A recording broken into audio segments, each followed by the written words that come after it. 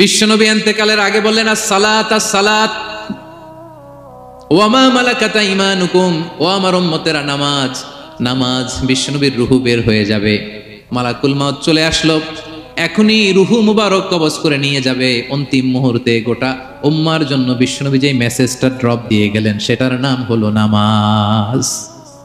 সালাত as-সালাত, উম্মতেরা নামাজ নষ্ট করো না, নামাজ নষ্ট করো না।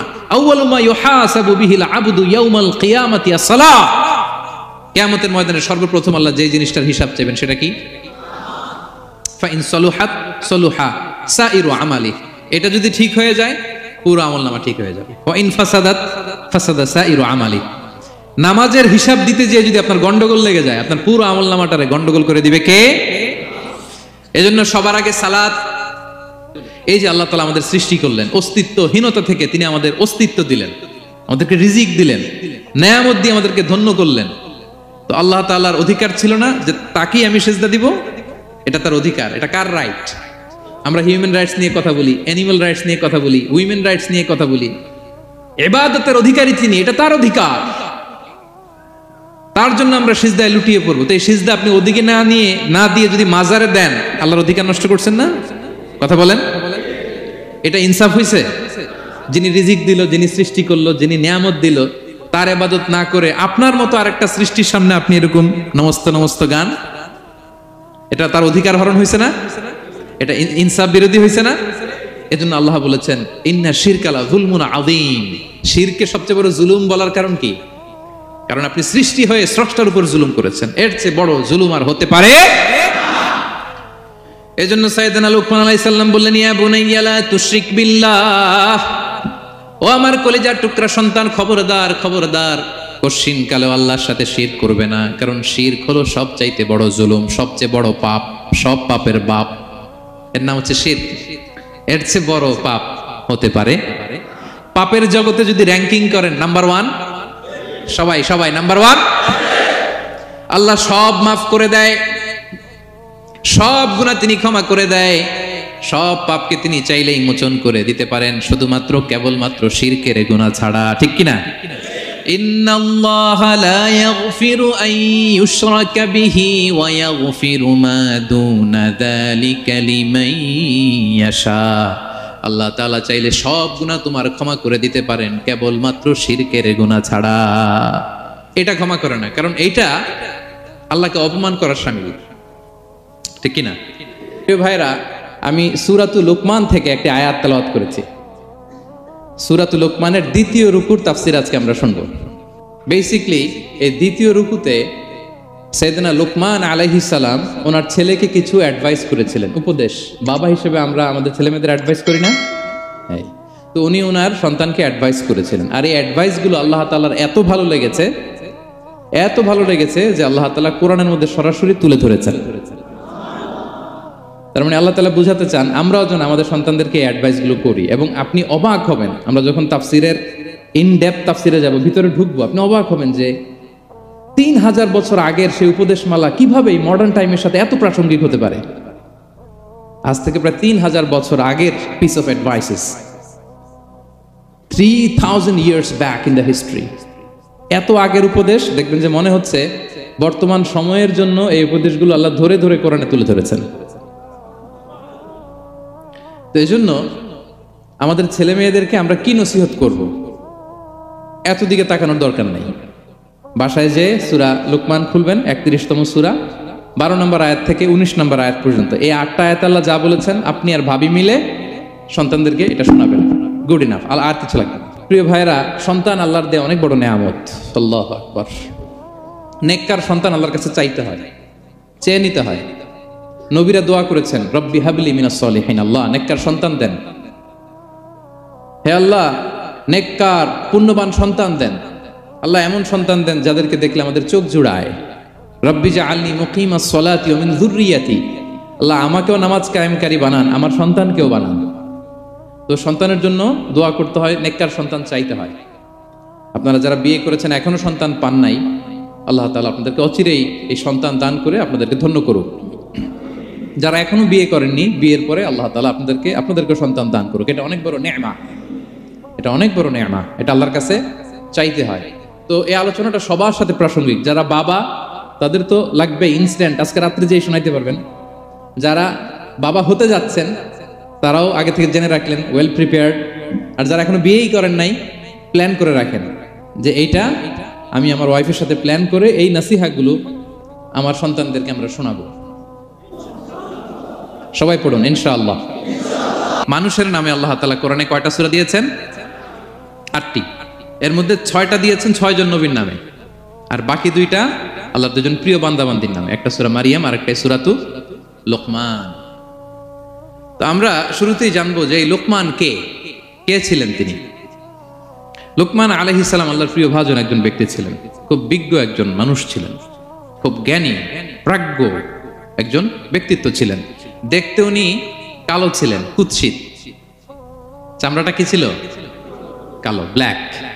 তার মানে ব্ল্যাক হইলেই কাউকে ছোট করা যাবে না। কাজী নজরুল বড় সুন্দর লিখেছেন, কালো আর ধলো বাহিরে কেবল, ভিতরে সবাই সমান রাঙ্গা। কেটে দিলে রক্তের রং, যে কালো রঙের তার রক্ত, যে ধবধবে সাদা তার রক্ত লাল। তাহলে ব্ল্যাক হইলেই কাউকে ছোট করা চলবে না। সাইয়েদনা লুকমান আল হাকিম কুৎসিত বর্ণের একজন মানুষ ছিলেন, খাটো একজন মানুষ ছিলেন। কোথায় থাকতেন? মিশর, সুদান, ইথিওপিয়া, যেটা আগের নাম ছিল হাবাসা, এই রিজিয়নে। কেউ কেউ বলেছেন মিশরের কোন একটা এলাকায়, কেউ সুদান, কেউ ইথিওপিয়া। তো রিজিয়নটা কাছাকাছি। কি করতেন? কোন কোন মুফাসসির বলেন তিনি দর্জি ছিলেন, দর্জি। কেউ কেউ বলেন তিনি ছিলেন কানা নাজ্জারান, নাজ্জার মানে কাঠমিস্ত্রি ছিলেন। আবার কোন কোন মুফাসসির বলেন তিনি ছিলেন রাইল গানাম, মেষ পালক। বেশিরভাগ তাফসিরে এসেছে তিনি মেষ পালক ছিলেন, ছাগল চড়াতেন, যেটা নবীদের পেশা ছিল, দায়িত্ব ছিল। ওনারা ছাগল চড়াতেন শুরুর দিকে। তো লোকমান হাকিম তিনিও ছাগল চড়াতেন এবং তিনি দাস ছিলেন, মুক্ত জীবন তার ছিল না। তিনি একজন মনিবের আন্ডারে তার ছাগলগুলো মরুভূমিতে যেয়ে কি করতেন? চড়াতেন।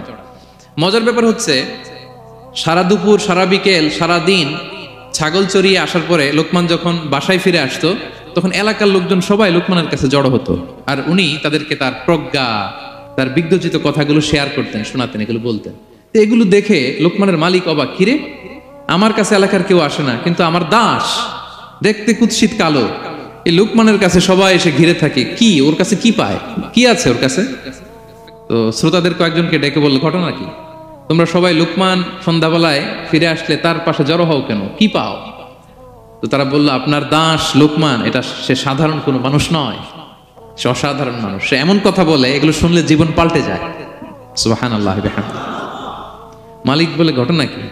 আমি ওর মালিক, কই কোনোদিন তো এরকম ওর সাথে কোনো কনভারসেশনে যাই নাই, কথা হয় নাই, আমি তো শুনি নাই, দেখি আজকে চেক করে দেখি কি ওর এত বিজ্ঞতা, এত জ্ঞান, এত প্রাজ্ঞতা কিসের দেখি। তো আজকে সন্ধ্যাবেলায় ফিরছে, উনি বলতেছে, ইয়া লোকমান ইযবাহ লানা শাতান, একটা ছাগল জবাই করো, ওয়া আখরিজ মিনহা আতিয়াবা মুদগাতাইন, এবার এই ছাগলের সবচেয়ে শ্রেষ্ঠ 2টা অঙ্গ কেটে নিয়ে আসো, যাও। ফাআখরাজাল লিসান ওয়াল কলব, লোকমান যে ছাগল জবাই করে ছাগলের জিহ্বাটা আর কলব, হার্ট, এই 2টা কেটে নিয়ে আসছে, বলছে এই 2টা শ্রেষ্ঠ। বলছে আচ্ছা ঠিক আছে। মালিক আবার বলল, ওয়াযবাহ লানা শাতান উখরা ইয়া লোকমান, যাও আরেকটা জবাই করো, ওয়া আখরিজ মিনহা আখবাসা মুদগাতাইন, এবার সবচেয়ে নিকৃষ্ট 2টা অঙ্গ ছাগলের কেটে নিয়ে আসো, যাও দেখি তো। ফাআখরাজাল লিসান ওয়াল কলব, সে আরেকটা ছাগল জবাই করে আবার জিহ্বা আর হার্ট, কলব কেটে নিয়ে আসছে, বলছে এই যে এটা সবচেয়ে নিকৃষ্ট। তো মালিক বলে, মা হাযা ইয়া লোকমান, মা লাকা ইয়া লোকমান, ঘটনা কি লোকমান? শ্রেষ্ঠ 2টা অঙ্গ কাটতে বললাম, জিহ্বার কলিজা হৃদয় কেটে নিয়ে আসলাম, বললাম সবচেয়ে নিকৃষ্ট 2টা অঙ্গ কাটো, আবার জিহ্বার এটা কেটে নিয়ে আসলাম। তো লোকমান বলতেছে, জিহ্বা আর হৃদয় যদি শ্রেষ্ঠ হয়, কলব যদি শ্রেষ্ঠ হয়, এর চেয়ে শ্রেষ্ঠ অঙ্গ আর হতে পারে না। আর জিহ্বা আর কলব যদি খারাপ হয়, মানুষের মুখ আর হৃদয় যদি খারাপ হয়, এর চেয়ে নিকৃষ্ট অঙ্গ আর হতে পারে না। সে তো অবাক, তাই তো? সে চিন্তা করে দেখে, তাই তো এই মুখ দিয়ে মানুষ ভালো কথা বলে, সত্যের পায়গাম পৌঁছায়, মানুষের কল্যাণের জন্য ডাকে, জিকির করে, তাসবিহ পড়ে, কোরআন তেলাওয়াত করে, তখন তো এই জিহ্বা শ্রেষ্ঠ। আবার এই জিহ্বা দিয়ে যখন সে সমালোচনা করে, গীবত করে, শেখায়াত করে, অন্যকে গালি দেয়, কটু কথা বলে, তখন তো এই জিহ্বাটাই নিকৃষ্ট, ঠিক কিনা? আবার এই হৃদয় দিয়ে, এখানে সিনায় যখন আল্লাহর জিকির বসায়, এই হৃদয় দিয়ে মানুষের কল্যাণের কথা চিন্তা করে, সত্যের কথা চিন্তা করে, তখন তো এটা সবচেয়ে ভালো। আবার এই হৃদয়ে যদি অন্যের ব্যাপারে হিংসা পুষে রাখে, এই হৃদয়ে যদি সে নিজের ব্যাপারে হাই স্টিম অহংকার পুষে রাখে, তাইলে হৃদয়ের চেয়ে খারাপ অহংকার হতে পারে? মালিক অবাক হয়ে গেল, বলতেছে তাই তো লোকমান, আসলেই তুমি অনেক প্রাজ্ঞ, অনেক বিজ্ঞ, যাও, তোমাকে আমি আর এই বন্দিত্বের মধ্যে আটকে রাখতে চাই না, তোমাকে আমি এই ভালো কথাগুলো গণমানুষের কাছে পৌঁছে দেওয়ার জন্য আজ থেকে তোমাকে লোকমান আমি আজাদ করে দিলাম। মুক্ত জীবন পেয়ে মুক্ত বিহঙ্গের মতো তিনি উড়ে বেড়াতে লাগলেন, আর মানুষের কাছে তার এই প্রাজ্ঞ বিজ্ঞচিত কথাগুলো তিনি ছড়াতে লাগলেন। তো তিনি তার সন্তানকে ডেকে বলেছিলেন, কিছু উপদেশ দিয়েছিলেন ডেকে, যে বাবা এটা করো, এটা করো, এটা করো, এটা করো না। এই তার সন্তানকে এই উপদেশগুলো তিনি যে দিলেন, আল্লাহ তাআলার কাছে এত ভালো লেগেছে, এতই চমৎকার এবং পারফেক্ট মনে হয়েছে, আল্লাহ তাআলা কিয়ামত পর্যন্ত গোটা বিশ্বের সব বাবারা মায়েরা যেন তাদের সন্তানদেরকে এই উপদেশ দিতে পারে, হুবহু লিটারালি ওই কথাগুলো আল্লাহ তাআলা কোরআনের মধ্যে তুলে দিয়েছেন। আজকের সূরা লোকমানের দ্বিতীয় রুকুতে মূলত এই তাফসীরটাই আপনাদেরকে শোনাবো। তো কোন প্লট, কোন স্লট আজকে আলোচনা হবে সবার কাছে ক্লিয়ার? হ্যাঁ, আগ্রহ জাগছে, জানার ব্যাপারে আগ্রহ জাগছে? আচ্ছা, আসুন আমরা মহাবিশ্বের মহাগ্রন্থ আল কুরআন আল কারীম থেকে সরাসরি আলোচনা শুরু করি। আল্লাহ তাআলা বলছেন, ওয়ালাকাদ আতাইনা লুকমানাল হিকমা, আমি লোকমানকে হিকমত দিয়েছি, প্রজ্ঞা দিয়েছি, আর বলেছি আনিশকুর লিল্লাহ, লোকমান আল্লাহ শুকরিয়া করো। ওমাই ইয়াশকুর ফাইন্নামা ইয়াশকুরু লিনাফসি, যে আল্লাহ শুকরিয়া করে সে তার নিজের জন্যই করে, এটা নিজের জন্যই ভালো।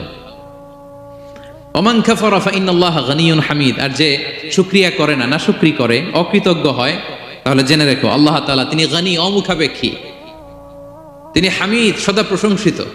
সুবহানাল্লাহ পড়েন।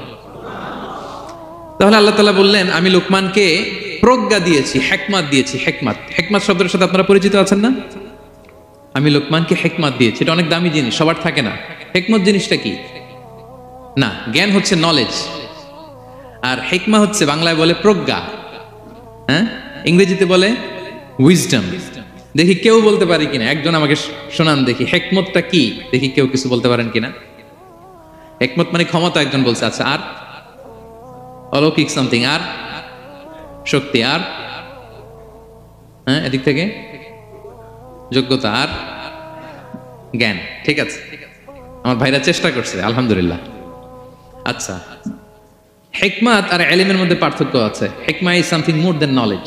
আজকে শিখে যান, ইলম মানে যেটা জ্ঞান বা নলেজ, নলেজের সাথে যখন কমন সেন্স যুক্ত হয় তখন এটা হিকমা হয়ে যায়।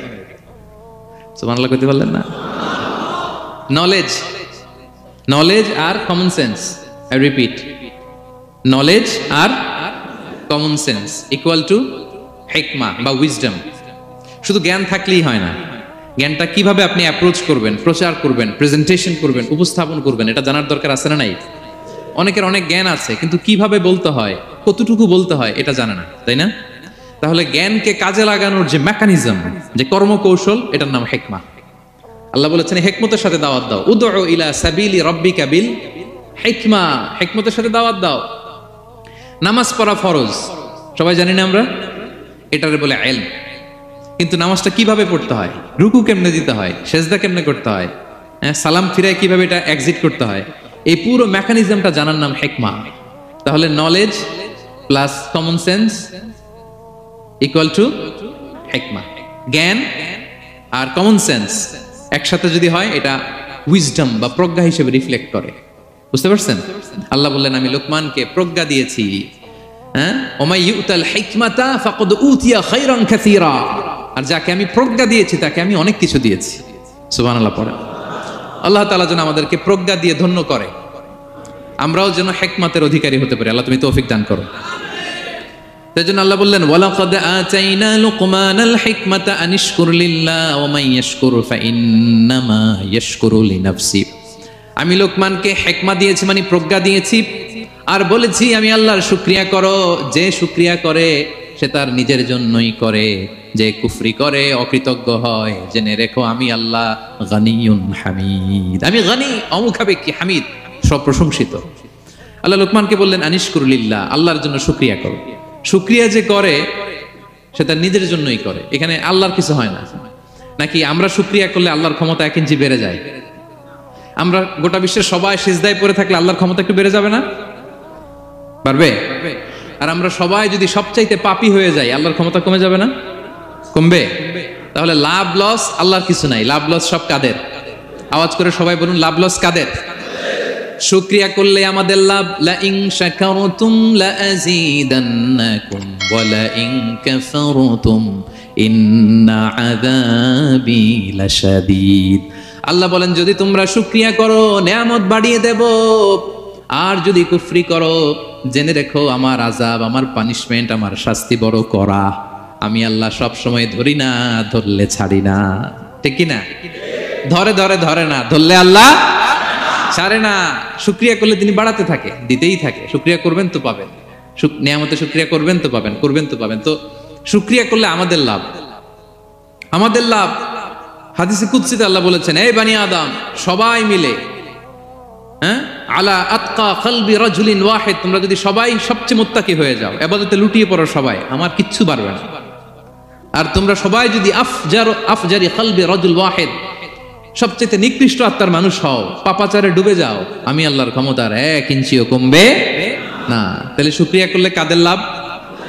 সেটাই আল্লাহ বললেন, শুকরিয়া করলে তোমাদের লাভ। ওমান কাফারা ফা ইন্নাল্লাহা গানিয়্যুন হামিদ। তিনি অমুখাপেক্ষী, অমুখাপেক্ষী, তিনি কারো কাছে ঠেকা না, কিন্তু আমরা তার কাছে ঠেকা। ঠিক কিনা? আমরা বিপদে পড়লে কার কাছে চাই? আল্লাহ কারো কাছে চায়? আমাদের ফরিয়াদ আমরা কার কাছে জানাই? আল্লাহর কি কারো কাছে ফরিয়াদ জানানো লাগে? তিনি গানিয়্যুন হামিদ, অমুখাপেক্ষী, কারো প্রতি তিনি মুখাপেক্ষী নয়। গোটা বিশ্ব তার কাছে প্রার্থনা করে, গোটা বিশ্ব মুখ থুবড়ে তার কাছে পড়ে থাকে, গোটা বিশ্ব লুটিয়ে পড়ে সিজদায় পড়ে তার কাছে রোনাজরি করে, কিন্তু তিনি কারো কাছে কিছু চেতে হয় না। তিনি গানিয়্যুন হামিদ। এরপর আল্লাহ তাআলা সাইয়েদনা লুকমান আলাইহিস সালাম সন্তানকে কি উপদেশ দিলেন এর পরের আয়াত থেকে শুরু করলেন। আল্লাহ তাআলা বললেন, ওয়া ইয ক্বালা লুকমানু লিবনিহি ওয়া হুয়া ইয়াইযুহু ইয়া বুনাইয়া লা তুশরিক বিল্লাহ ইন্নাশ শিরকা লাযুলমুন আযীম। আল্লাহ বললেন, স্মরণ করুন সে সময়ের কথা যখন লোকমান তার সন্তানকে বলেছিল, কি অবস্থায়? ওয়া হুয়া ইয়াইযুহু, ওয়াজ করতেছিল, ছেলেকে নাসিহাত করতেছিল, কাউন্সেলিং করতেছিল। ফ্যামিলিতে এটা খুব জরুরি, নাসিহা করা, একে অপরকে উপদেশ দেয়া। কারণ আদ-দীনু আন-নাসিহা, দিন মানেই কল্যাণ কামনা করা, দিন মানেই অন্যকে কি দেয়া? উপদেশ দেয়া, নাসিহা দেয়া। এটা যেন আমরা দেই। এজন্য ফ্যামিলি কাউন্সেলিংটা জরুরি। নিজেই হুট করে সব সিদ্ধান্ত নেবেন না। আপনার স্ত্রীর সাথে পরামর্শ করুন, আপনার সন্তানদের সাথে পরামর্শ করুন। দেখেন সাইয়েদনা ইব্রাহিম আলাইহিস সালাম তিনি স্বপ্নে দেখলেন তিনি ইসমাইলকে জবাই করতেছে। এটা দেখেই ডিরেক্টলি জবাই করতে উদ্যত হলেন না, তিনি ছেলেকে বললেন, ফানজুর মাযা তারা ইন্নী রাআইতু ফিল মানামি আন্নী আযবাহুক। ইসমাইল, আমি স্বপ্নে দেখেছি যে আমি তোমাকে কি করছি? জবাই করছি। ফানজুর মাযা তারা, what's your opinion about it, what do you think about it. এবার বলো তোমার অপিনিয়ন কি, তুমি কি ভাবছো? আমি দেখেছি তোমাকে জবাই করছি, তোমার অপিনিয়ন বলো। দেখেন, যেমন বাবা তেমন ছেলে, বাপ কা বেটা সিপাহী কা ঘোড়া কুছ না হতো থোড়া থোড়া, সুবহানাল্লাহি বিহামদি। যেমন বাবা তেমন ছেলে। ছেলে বলে, ইয়া আবাতি ফাআল মা তুমার, বাবা আপনি যা দেখেছেন তাই করেন। সাতাজিদুনি ইনশাআল্লাহু মিনাস সাবিরিন, আপনি অচিরে আমাকে ধৈর্যশীলদের অন্তর্ভুক্ত পাবেন। আল্লাহু আকবার। বাবা আপনি ভয় পাবেন না, বিচলিত হবেন না, আমার কারণে আপনি আল্লাহর কাছে লজ্জিত হবেন না। আপনি যেমনটি দেখেছেন তেমনটি করুন, ভয় পাবেন না, অচিরেই আপনি আমাকে ধৈর্যশীলদের অন্তর্ভুক্ত পাবেন। যেমন বাবা তেমন ছেলে, ঠিক তেমন রেসপন্স, ঠিক তেমন উত্তর। সাথে সাথে বললেন, বাবা আপনি ভয় পাবেন না, করুন। তো দেখেন আল্লাহর নবী ইব্রাহিম আলাইহিস সালাম স্বপ্নে যেটা দেখেছেন আল্লাহর পক্ষ থেকে এসেছে, চাইলেই তো ছুরি চালাতে পারতেন, চালিয়েছেন। কি করছেন? পরামর্শ করেছেন, কাউন্সেলিং করেছেন। ফ্যামিলি কাউন্সেলিংটা খুবই জরুরি। This is the first and foremost reminder tonight. আজকের তাফসীর থেকে প্রথম রিমাইন্ডার এটা যে বাসায় আমরা কাউন্সেলিং করব, বড় কোনো সিদ্ধান্ত নিতে গেলে পরামর্শ করব, যেমনটি নবী আলাইহিস সালাম ওনারা করেছেন। ঠিক কি না? তাহলে সাইয়েদনা লুকমান আলাইহিস সালাম ছেলেকে উপদেশ দিচ্ছেন, আর উপদেশের ভাষা হতে হবে কোমল। দেখেন এখানে আল্লাহ তাআলা যেটা ব্যবহার করেছেন, ইয়া বুনাইয়া, যারা আরবি জানেন, বুনাইয়া শব্দটা কিন্তু সাধারণ শব্দ না। হ্যাঁ, ইবনুন থেকে বুনাই মানে খুব আদর করে ছোট্ট বাচ্চাকে আমরা যেটা ডাকি, ও আমার কলিজার টুকরা সন্তান, ও আমার সোনামণি, হ্যাঁ, ও আমার ছোট্ট মণি, ও আমার বাজান, হ্যাঁ, ও আমার আব্বু। আর কি বলেন ছেলে মেয়েদেরকে আপনি? ছায়া কি, এটার মানে কি? হ্যাঁ, ইংরেজিতে বললে ডার্লিং। আর ঠিক আছে, ডার্লিং কিন্তু সবাইরে বলা যায়, মানে যাকে আপনি লাভ করেন, ভালোবাসেন, আপনার ছেলেকে ডার্লিং বলতে পারেন, মেয়েকে বলতে পারেন, আপনার ওয়াইফকে বলতে পারেন, অন্য আবার অন্যান্য নারীদেরকে বলা যাবে না, স্ত্রী পর্যন্ত, হ্যাঁ, কাছের যারা, এদেরকে। তো মালয়েশিয়ান ভাষা তো আমি জানি না, মালয়েশিয়াতে যেটা বলে ওইটা দিয়ে ডাকবেন, খুব সোহাগ দিয়ে, আদর দিয়ে, কারণ নাসিহাতের ভাষা খুব কোমল হতে হয়। যে নাসিহাত হৃদয়ে নিংড়ানো মমতা দিয়ে বেরোয়, ওই নাসিহাত অন্যের হৃদয়ে যে টাচ করে। কথা বুঝতে পেরেছেন? যেটা হৃদয় নিংড়ানো ভালোবাসা থেকে বেরোয় নাসিহাত, সেটা আপনার ছেলের হৃদয়ে যে টাচ করবে, ক্লিক করবে। আর যদি রেগে মেগে আগুন হয়ে ওরে ধরেন, নামাজ পড়লি না কেন, এটা করলি কেন, এমনটা হইলো কেন, ও শুনবে? শুনবে না, বিগড়ে যাবে। দেখেন, সাইয়েদনা মূসা আলাইহিস সালাম এবং সাইয়েদনা হারুন আলাইহিস সালাম দুজন মিলে যখন ফেরাউনকে দাওয়াত দিতে যাবেন, আল্লাহ বললেন, মূসা তোমার মেজাজ কিন্তু গরম, এই গরম মেজাজ নিয়ে ফেরাউনের দাওয়াত দিলে হবে না। রব্বুল আলামিন বললেন, মূসা তোমার মেজাজ বড্ড গরম, কিন্তু তোমার জিহ্বাটা দিয়েছি আমি নরম, এই নরম জিহ্বা দিয়ে ফেরাউনের দরবারে যে যখন দাঁড়াবা, ফাকুলা লাহু কাওলান লাইয়িনান লাআল্লাহু ইয়াতাযাক্কারু আও ইয়াখশা। সুবহানাল্লাহ পড়েন। ফাকুলা লাহু কাওলান লাইয়িনা, সফট ল্যাঙ্গুয়েজ ইউজ করবা, কোমল ভাষায় দাওয়াত দিবা, নরম ভাষায় সফট করে, কোমল করে, ভদ্র করে ফেরাউনের কাছে প্রেজেন্টেশন দিবা। হতে পারে তোমার এই সুন্দর প্রেজেন্টেশনের কারণে ফেরাউন দাওয়াত কবুল করে নিতে পারে। দেখেন, আমাদের যে অ্যাপ্রোচে ভুল অনেক দাঈদের, ফেরাউনের মতো কুখ্যাত সন্ত্রাসী এই পৃথিবী আর দেখবে? কথা বলেন না কেন? ফেরাউনের চাইতে বড় গডফাদার, ফেরাউনের চাইতে বড় সন্ত্রাস, ডাকাত এই পৃথিবীতে আর দ্বিতীয়টা কেউ এসেছে? তো এই ফেরাউনকে দাওয়াত দেওয়ার জন্য আল্লাহ মুসাকে বললেন, মুসা সফটলি বইলো, কোমল ভাষায় বইলো, একটু মোলায়েম সুরে বইলো, যাতে ওর হৃদয়ে টাচ করে। আর আমরা যাদেরকে খারাপ মনে করি, যাদেরকে আমরা পাপী মনে করি, তারা কি ফেরাউনের চেয়েও খারাপ? হ্যাঁ, তো তাদের কাছে আমরা যখন বার্তা পৌঁছাই, আমরা তো অ্যাগ্রেসিভ হই কেন, আমরা তো অ্যাটাকিং হই কেন, আমরা হিট করে করে কথা বলি কেন? না, দিস ইজ নট দ্য দাওয়া অ্যাপ্রোচ। এইভাবে দাওয়াত দিলে সেই দাওয়াত কোনো ফল বয়ে আনবে না। তো দেখেন, আল্লাহ বললেন, ওয়াইদ ক্বালা লুকমানু লিবনিহি ওয়া হুয়া ইয়াইদু, স্মরণ করুন সে সময়ের কথা যখন লোকমান তার ছেলেকে বলেছিল, ওয়াজ করে, উপদেশ দিয়ে, নাসিহা করে, ইয়া বুনাইয়া, ও আমার কলিজার টুকরা সন্তান, ও আমার সোনামণি। যত কোমল ভাষায় আপনার ছেলেকে ডাকতে পারেন, এরকম আদর দিয়ে, সোহাগ দিয়ে, হ্যাঁ, মায়া মমতা মাখা মোলায়েম কণ্ঠে ওকে ডাকবেন। ডেকে কি উপদেশ দিলেন দেখেন, সাইয়েদনা লোকমান প্রথম উপদেশ দিলেন, ইয়া বুনাইয়া, আমার সন্তান, লা তুশরিক বিল্লাহ, ও আমার কলিজার টুকরা বাবা, আল্লাহর সাথে তুমি শিরক করো না। প্রথম উপদেশ, খবরদার আমার কলিজার টুকরা সন্তান, আল্লাহর সাথে শরীক করতে যেও না, আল্লাহর সমকক্ষ কাউকে মনে করো না। আল্লাহকে যেমনি বড় মনে করো, আল্লাহকে যেমনি রিজিক দাতা মনে করো, আল্লাহকে যেমনি পালন কর্তা মনে করো, গোটা বিশ্বের কোন সৃষ্টিকে এমন মনে করো না। লা তুশরিক বিল্লাহ, শিরক করো না। প্রথম অ্যাডভাইস দেখেন, প্রথম অ্যাডভাইসটা অনেক গুরুত্বপূর্ণ। সবচেয়ে জরুরিটা আগে বলতে হয়, কি বলেন? আগে বলতেছে, লা তুশরিক বিল্লাহ, ও আমার সন্তান, আল্লাহর সাথে শরীক করো না, কারণ ইন্না শিরকা লা যুলমুন আযীম, আল্লাহর সাথে শিরক বড় পাপ, এটা হচ্ছে যুলমুন আযীম, অনেক বড় জুলুম, এটা মহাপাপ, এটা অনেক বড় জুলুম। শিরকের চাইতে বড় জুলুম আর হতে পারে? শিরকের চাইতে বড় জুলুম আর হতে পারে? কারণ এই জুলুম আপনি সৃষ্টি হয়ে করতেছেন কার প্রতি? বুঝে থাকলে উত্তর দেন। এই জুলুম আপনি সৃষ্টি হয়ে কার প্রতি করতেছেন? আল্লাহর প্রতি। জুলুম কারে বলে দেখি, কে বলতে পারে? অত্যাচার আর মানুষের হক নষ্ট করা, মাশাআল্লাহ অনেক চমৎকার, এটা জুলুম। তার মানে অধিকার নষ্ট করা, কি বলেন? অধিকার হরণ করা, এটা হচ্ছে জুলুম। ইনসাফ বিরোধী কাজ করা, এটা জুলুম। এই যে আল্লাহ তাআলা আমাদের সৃষ্টি করলেন, অস্তিত্বহীনতা থেকে তিনি আমাদের অস্তিত্ব দিলেন, আমাদেরকে রিজিক দিলেন, নেয়ামত দিয়ে আমাদেরকে ধন্য করলেন। তো আল্লাহ তাআলার অধিকার ছিল না যে তাকেই আমি সেজদা দিব? এটা তার অধিকার। এটা কার রাইট? আমরা হিউম্যান রাইটস নিয়ে কথা বলি, অ্যানিমাল রাইটস নিয়ে কথা বলি, উইমেন রাইটস নিয়ে কথা বলি। ইবাদতের অধিকারী তিনি, এটা তার অধিকার। তার জন্য আমরা সিজদায় লুটিয়ে পড়বো। তো এই সিজদা আপনি ওদিকে না দিয়ে যদি মাজারে দেন, আল্লাহর অধিকার নষ্ট করছেন না? কথা বলেন, এটা ইনসাফ হইছে? যিনি রিজিক দিল, যিনি সৃষ্টি করলো, যিনি নিয়ামত দিল, তার ইবাদত না করে আপনার মতো আরেকটা সৃষ্টির সামনে আপনি এরকম নমস্ত নমস্ত গান, এটা তার অধিকার হরণ হয়েছে না? এটা ইনসাফ বিরোধী হয়েছে না? এজন্য আল্লাহ বলেছেন ইন্না শিরকালা যুলমুন আযীম। শিরকে সবচেয়ে বড় জুলুম বলার কারণ কি?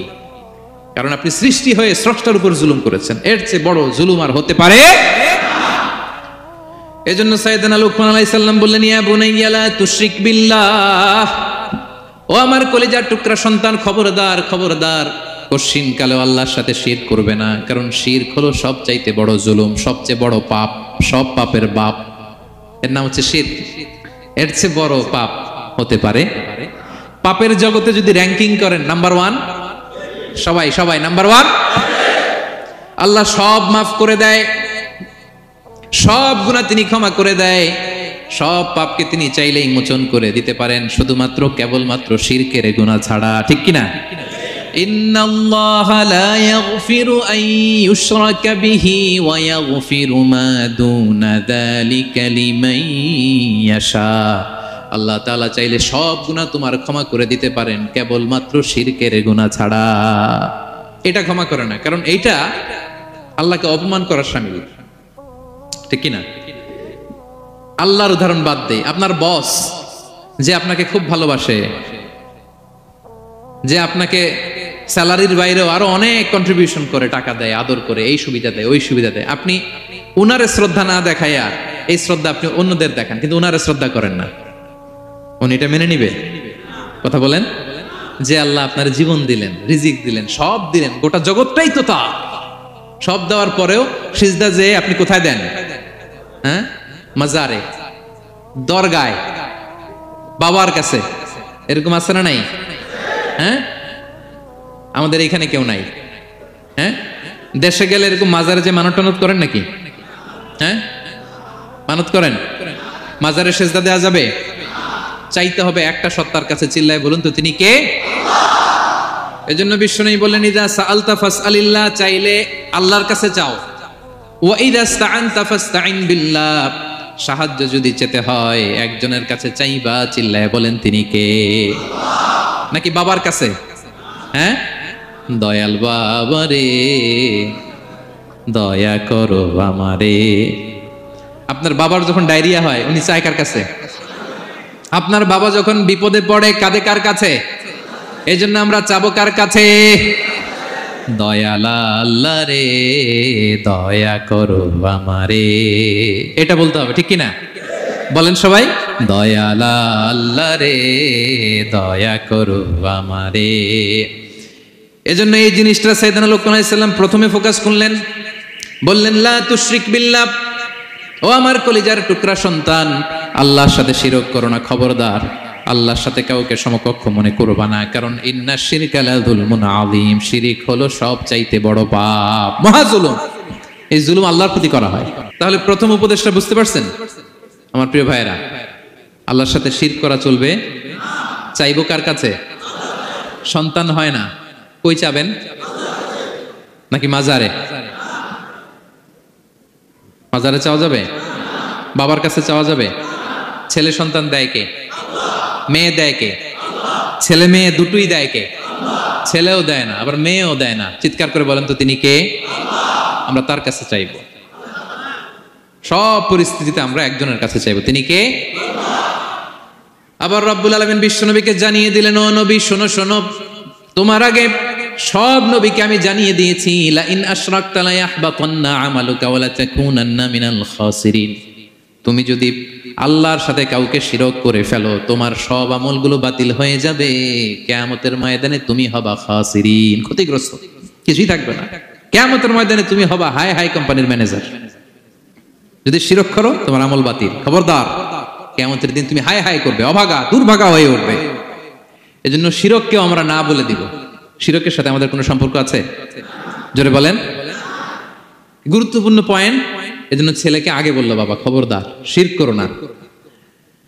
আবার হাদিসে কুদসিতে রব্বুল আলামিন বলেন, গোলাম কিয়ামতের কঠিন ময়দানে গোটা জমিন পরিমাণ গুনার বোঝা নিয়ে যদি তুমি আমি আল্লাহর দরবারে হাজির হয়ে যাও, আর ওই গুনার বোঝার মধ্যে যদি শিরকের গুনাহ না থাকে, আমি আল্লাহ গোটা জমিন পরিমাণ ক্ষমার বস্তা নিয়ে তোমার কাছে হাজির হয়ে যাব।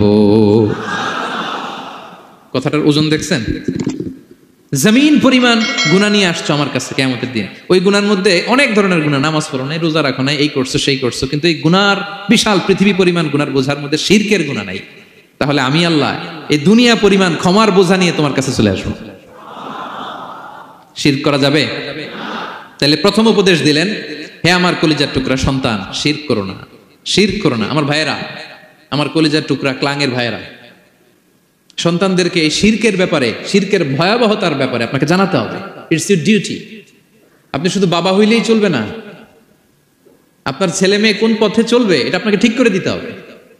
ওরা এখন ছোট, ছোট থেকে যদি এই তাকওয়ার সফটওয়্যারকে ইনস্টল করে দেন, ওই সফটওয়্যার দিয়ে তার জীবন চলবে, ঠিক কিনা? হ্যাঁ, ওরা যখন ছোট থাকে কাদা মাটির মতো থাকে, কাদার মাটিকে যেমন ডিজাইন করতে মনে চায় করা যায় না? একই কাদা মাটি দিয়ে বল বানানো যায়, ঘর বানানো যায়, পুতুল বানানো যায়, ওই এটা বানানো যায়, অনেক কিছু বানানো যায়। কিন্তু এটা যখন শুকিয়ে শক্ত হয়ে যায় আর কিছু করা যায়? হ্যাঁ, আমাদের আঞ্চলিক ভাষায় বলে কাঁচা না নোয়ালে বাস, পাকলে করে। ছোটবেলা থেকেই now this is the high time ওদেরকে এডুকেট করার, এখন মোক্ষম সময়। এটা আপনার রেসপন্সিবিলিটি, বাবা হিসেবে করতেই হবে। নতুন প্রজন্মকে আমাদের বাঁচাতেই হবে, ঠিক কিনা? মানুষের পেট থেকে বেরোলেই কেউ মানুষ হয় না। গরুর পেট থেকে যেটা বেরোয় এটা গরু, ছাগলের পেট থেকে বেরোলেই ছাগল হয়ে যায়, হাতির পেট থেকে বেরোলেই হাতি হয়ে যায়। কিন্তু মানুষের পেট থেকে একটা কিছু বেরোলেই ওটা মানুষ হয়, ওটার মানুষ বানাতে হয়। কি করতে হয়? মানুষ বানাতে হয়। গরুকে কেউ কোনোদিন বলে না তুই গরুর মতন গরু হ। ছাগলরে কেউ কোনোদিন কইছে যে তুই ছাগলের মতো ছাগল হ। কিন্তু এই মানুষকেই বলা হয় তুমি মানুষের মতো মানুষ হও, মানুষের মতো মানুষ হও। মানুষের মতো মানুষের বড্ড অভাব, ঠিক কিনা? তো আমাদের ছেলেমেয়েরা মানুষের মতো মানুষ হোক, আমরা চাই কি চাই না? এই উপদেশগুলো আমাদের দিতে হবে, ওদেরকে জানাতে হবে। ছোট্ট মানুষ অনেক কিছুই বুঝে না, ওদেরকে কোনটা সত্যবাদিতা, কোনটা ন্যায়পরায়ণতা, কোনটা আমানতদারিতা, কোনটা চুরি ধরে ধরে বোঝাতে হয়। আমাদের ছোট্ট সোনামণিরা দেখবেন ছোটবেলায় ওই ছোট অবস্থায় যারা থাকে, ছোট স্কুলে যায়, স্কুলে যে আরেকজনের পেন্সিল ব্যাগে করে নিয়ে আসে দেখবেন। মানে ওরে দিয়েছেন আপনি ব্লু কালারের, ওর এটা ভালো লাগে নাই, ওর ভালো লাগছে পিঙ্ক কালারের একটা, তো আরেকজনের পিঙ্ক কালারের পেন্সিল ব্যাগে করে নিয়ে আসছে, রাবার নিয়ে আসছে। ও খারাপ মনে আনে নাই, কারণ ও জানে না, ও ভাবছে যেটা সুন্দর লাগে ওইটাই মনে হয় আমার। কিন্তু অন্যের জিনিস যে না বলে নিয়ে আসলে এটাকে চুরি বলে, ওইটা জানেই না।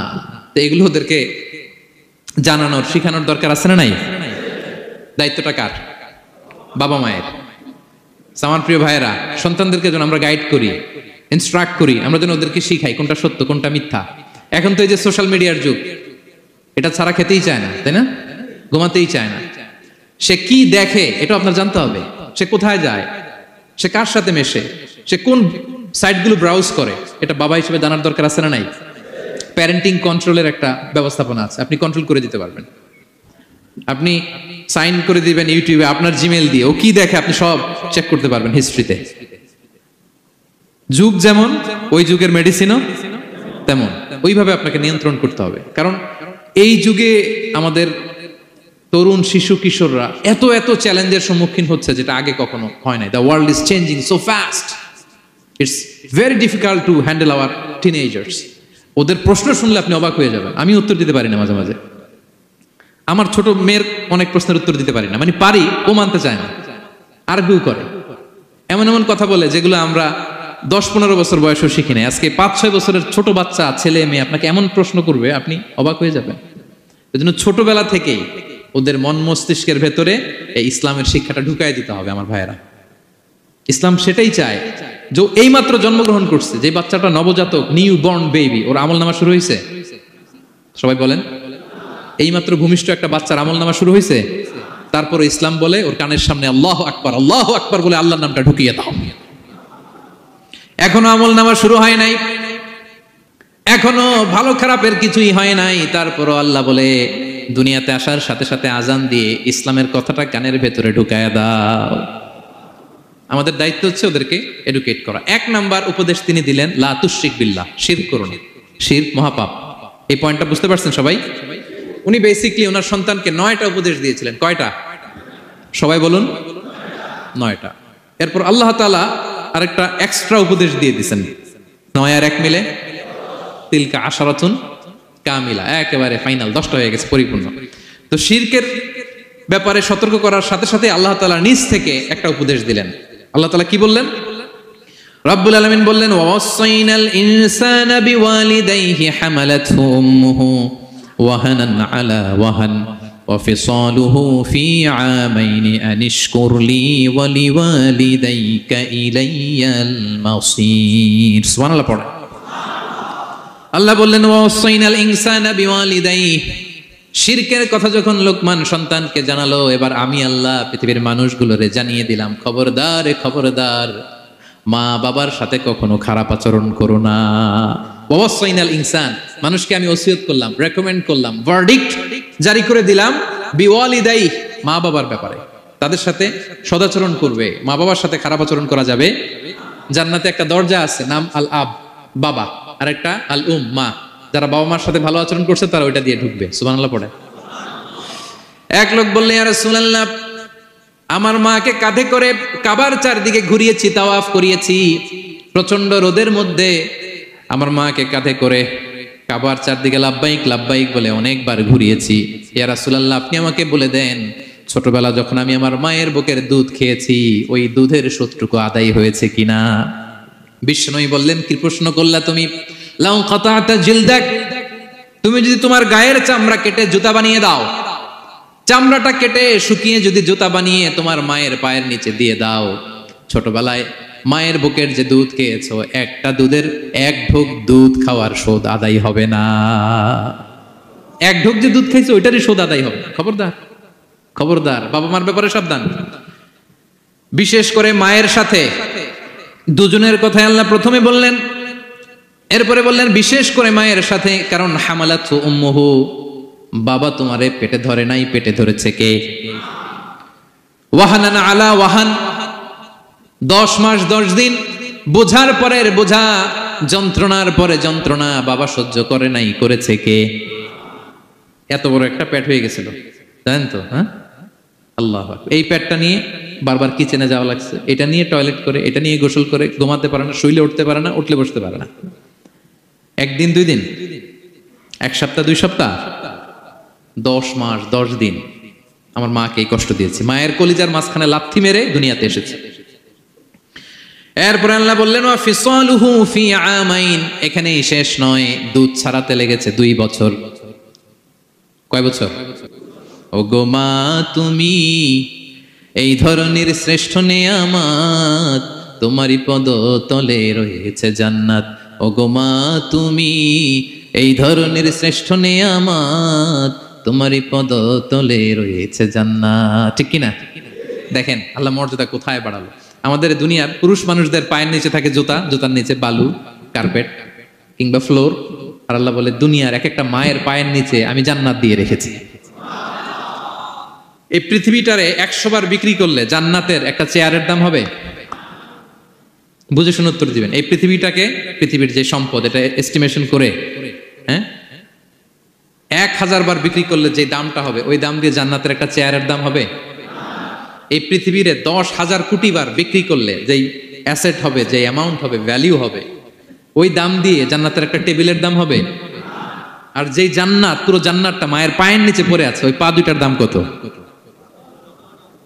সুবহানাল্লাহ পড়বেন না? মা বাবার দোয়া অনেক বড় দোয়া। কখনো যেন আমরা বেয়াদবি না করি, কখনো যেন তাদের মনে কষ্ট না দেই, সবসময় যেন তাদের কাছ থেকে দোয়া নেই। পারা যাবে? এটা আল্লাহ তাআলা ঢুকিয়ে দিলেন। তাহলে সাইয়েদনা লোকমান প্রথমে বলল, বাবা শিরক করো না।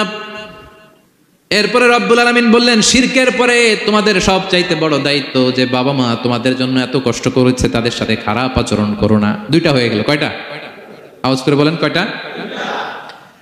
3 নম্বরে সাইয়েদনা লোকমান আলাইহিস সালাম ছেলেকে বললেন, ইয়া বুনাইয়া ইন্নাহা ইন তাকু মিসকালা হাববাতিন মিন খারদালিন ফাতাকুম ফি সখরাতিন আও ফিস সামাওয়াতি আও ফিল আরদি ইয়াতি বিহা আল্লাহ ইন্নাল্লাহা লাতীফুন খাবীর। 3 নম্বরে সাইয়েদনা লোকমান বললেন, বাবা সরিষার দানা পরিমাণ কোনো ভালো কাজ যদি তুমি করো কিংবা খারাপ কাজ যদি তুমি করো, সেটা যদি মাউন্ট এভারেস্টের উপরে উঠে করো কোনো খারাপ কাজ, আও ফিস সামাওয়াতি মহাশূন্যে যে যদি করো, আও ফিল আরদে জমিনের অতল গহ্বরে কোনো সুড়ঙ্গ বানিয়ে সেখানেও যে যদি কোনো পাপ করো, ইয়াতি বিহাল্লাহ সেটাও আল্লাহ নিয়ে আসবে। কোনো পাপ বা কোনো ভালো কাজ আকাশে উঠে, পাহাড়ে উঠে কিংবা সুড়ঙ্গ করে জমিনের ভিতরে ঢুকেও যদি করো, কিয়ামতের দিন আমলনামায় সেটা দেখতে পাবে। সুবহানাল্লাহ পড়বেন না? কারণ ইন্নাল্লাহা লাতীফুন খাবীর, তিনি হলেন লাতীফ সূক্ষ্মদর্শী। যত ছোট কাজই করো না কেন তার চোখে ফাঁকি দেওয়া যায়। তার মানে 3 নাম্বার উপদেশে সাইয়েদনা লোকমান তার ছেলেকে আল্লাহর শক্তি, আল্লাহর ক্ষমতার ব্যাপারে একটা ধারণা দিচ্ছেন। নিজের ছেলেকে তার রবকে চিনাইতে হবে। আমাদের রবকে আমাদের চিনার দরকার আছে না নাই? ছেলেকে বুঝাবেন, বাবা ওই যে তুমি মসজিদে আমার সাথে যে সেজদা দাও, কারে দাও জানো? তিনি কত বড়, তিনি কত বিশাল ক্ষমতার অধিকারী। তুমি সামান্য কোনো ভালো কাজ কিংবা খারাপ কাজ এটা যদি মহাশূন্যে উঠেও করো, পাহাড়ের চূড়ায় গিয়েও যদি করো, জমিনকে ফেড়ে সুড়ঙ্গের ভেতরে ঢুকেও যদি করো, তার চোখকে কশিনকালেও ফাঁকি দেয়া যাবে। তার মানে 3 নম্বরে আল্লাহর ধারণার ব্যাপারে, শক্তির ব্যাপারে, ক্ষমতার ব্যাপারে, আল্লাহ তাআলার অথরিটির ব্যাপারে, ক্যাপাসিটির ব্যাপারে একটা স্বচ্ছ ধারণা দিয়ে দিল। তুমি জানো নাকি কোন রবের ইবাদত তুমি করো? গোটা দুনিয়ার সবার চোখকে ফাঁকি দেয়া গেল, আল্লাহর চোখকে কশিনকালেও ফাঁকি দেয়া যায় না, ঠিক কি না? এই পৃথিবীতে সবার চোখকে ফাঁকি দেয়া যায় কি যায় না? পুলিশের চোখ, সিকিউরিটির চোখ, বিমানবন্দরে কাস্টমস অফিসারের যে অফিসার থাকে তাদের চোখ, বিভিন্ন জায়গায় বড় বড় যে সিসি ক্যামেরা থাকে, এগুলো ফাঁকি দেয়া যায়। ফাঁকি দেয়া যায় না একজনের চোখ। আওয়াজ করে বলুন তো তিনি কে? ফাঁকি দেওয়া যায়? আচ্ছা বলেন, এই ছোটবেলা থেকেই এই সেন্সেশন, এই অনুভূতি যদি, এই অনুভূতির সফটওয়্যার যদি আপনার ছেলের মাথায় ঢুকায় দেন, এই ছেলে কোনোদিন দুর্নীতি করবে? খাদ্যে ভেজাল দিবে? মাছে ফরমালিন দিবে? প্রতিবেশীকে কষ্ট দিবে? অনিয়ম করবে? অন্যের অধিকার হরণ করবে না। এজন্য ছোটবেলা থেকেই তার রবকে চিনাই দিতে হবে, রবকে চিনাই দিতে হবে। 3 নম্বরে ছেলেকে তিনি বললেন, বাবা অতি ক্ষুদ্র ভালো কাজ কিংবা খারাপ কাজ যেখানেই করো না কেন, কিয়ামতের দিন সেটা তুমি দেখবা। তার মানে তখন থেকে সে বুঝবে আমি যাই করি না কেন, ভালো করলে এটার একটা প্রতিদান, একটা রিওয়ার্ড আমি পাবো, ঠিক না? আর খারাপ যদি করি এটার শাস্তি আমাকে ভোগ করতেই হবে। আল্লাহর সুপ্রিম কোর্টের কাঠগড়ায় আমাকে দাঁড়াতেই হবে। নিক্তি পাল্লা, মাওয়াজিন আল কিসত, ন্যায়ের মানদণ্ড আল্লাহ সেদিন স্থাপন করবেন। আমরা যেটা মিজানের পাল্লা বলি, এটা মূলত ন্যায়ের মানদণ্ড। সামান্য ক্ষুদ্রাতি ক্ষুদ্র জিনিস দিলেও ওইখানে টের পাওয়া যায়। সুবহানাল্লাহ পড়েন। আচ্ছা আমরা যে চাল কিনি, ডাল কিনি, ধরেন 10 কেজি চালের একটা বস্তা কিনছি, দেখবেন যে অনেক সময় মাপটা একুরেট হয় না। 10 কেজির চেয়ে হয়তো একটু বেশি অথবা হয়তো একটু কম, এরকম হয় না অনেক সময়? 5 কেজি কিনছেন এক দোকান থেকে, আরেক জায়গায় যে ভালোভাবে মাপ দিয়ে দেখবেন যে একটু বেশি হয়েছে অথবা একটু কম হয়েছে, ঠিক কিনা? আল্লাহ যে মিজানের পাল্লা সেদিন বসাবেন, ওইখানেও তো এরকম হবে। হ্যাঁ, কেমন হবে? فَمَن يَعْمَلْ مِثْقَالَ ذَرَّةٍ خَيْرًا يَرَهُ, পড়ুন, وَمَن يَعْمَلْ مِثْقَالَ ذَرَّةٍ شَرًّا يَرَهُ। ক্ষুদ্রাতি ক্ষুদ্র জাররা তথা অনুপরিমাণ ভালো যদি করো, সেটাও সেদিন নিক্তি পাল্লায়, মিজানের দাড়ি পাল্লায় দেখতে পাবা। ক্ষুদ্রাতি ক্ষুদ্র খারাপও যদি করো, সেদিনও মিজানের পাল্লায় সেটা তুলে দিবে কে? জাররা মানে খুবই ক্ষুদ্র। কতটুকু ক্ষুদ্র আমি উদাহরণ দিয়ে বুঝাই। শীতের সকালে টিনের ঘরে যারা কোনোদিন থেকেছেন, এখানে তো শীত নাই, মালয়েশিয়াতে সারা বছর গরম। শীতের সিজনের কথা মনে আছে তো আপনাদের? না মালয়েশিয়া থাইকা সব ভুলে গেছেন? শীতকাল, শীতকাল মনে আছে? হ্যাঁ, শীতের সকালে টিনের ঘরে যদি কখনো থাকেন, দেখবেন যে টিনের ঘরে ছিদ্র থাকে, ওই ছিদ্র দিয়ে সূর্যের আলো ঢোকে, রশ্মি। মনে পড়ছে? শীতের সকাল, টিনের ছিদ্র দিয়ে দেখবেন চিকন একটা সূর্যের রশ্মি ঢুকছে। ওটার কাছে গেলে দেখা যায় সামান্য ধুলাবালি, কেমন যেন ডাস্ট উড়ে এটার মধ্যে। অন্যদিকে কিন্তু দেখা যায় না, এদিকে নাই। কিন্তু ওই ছিদ্রটার কাছে গেলে দেখা যায় আলো যেদিক থেকে পড়ছে নিচ পর্যন্ত পুরোটার মধ্যে ধুলিকণা। আসলে ধুলিকণা কি শুধু এদিকেই না, পুরা ঘরেই? পুরা ঘরেই আছে। ওইদিকে আলো পড়ছে, ওইটা দেখা যায়। ওই যে ছোট্ট সূর্য রশ্মির মধ্যে কাছে গেলে যে ছোট্ট ছোট্ট ধূলিকণা দেখা যায়, ওইটার নাম হচ্ছে যাররা। যাররা ফামাইয়া আমাল মিসকালা যাররাতিন খাইরান ইয়ারা। এই ধূলিকণার ডাস্টের যাররা পরিমাণ ভালো করলে সেটাও দেখতে পাবা, আবার যাররা পরিমাণ খারাপ করলে সেদিন কিয়ামতের ময়দানে মিজানের পাল্লায় সেটাও দেখতে পাবা। পড়েন সুবহানাল্লাহ।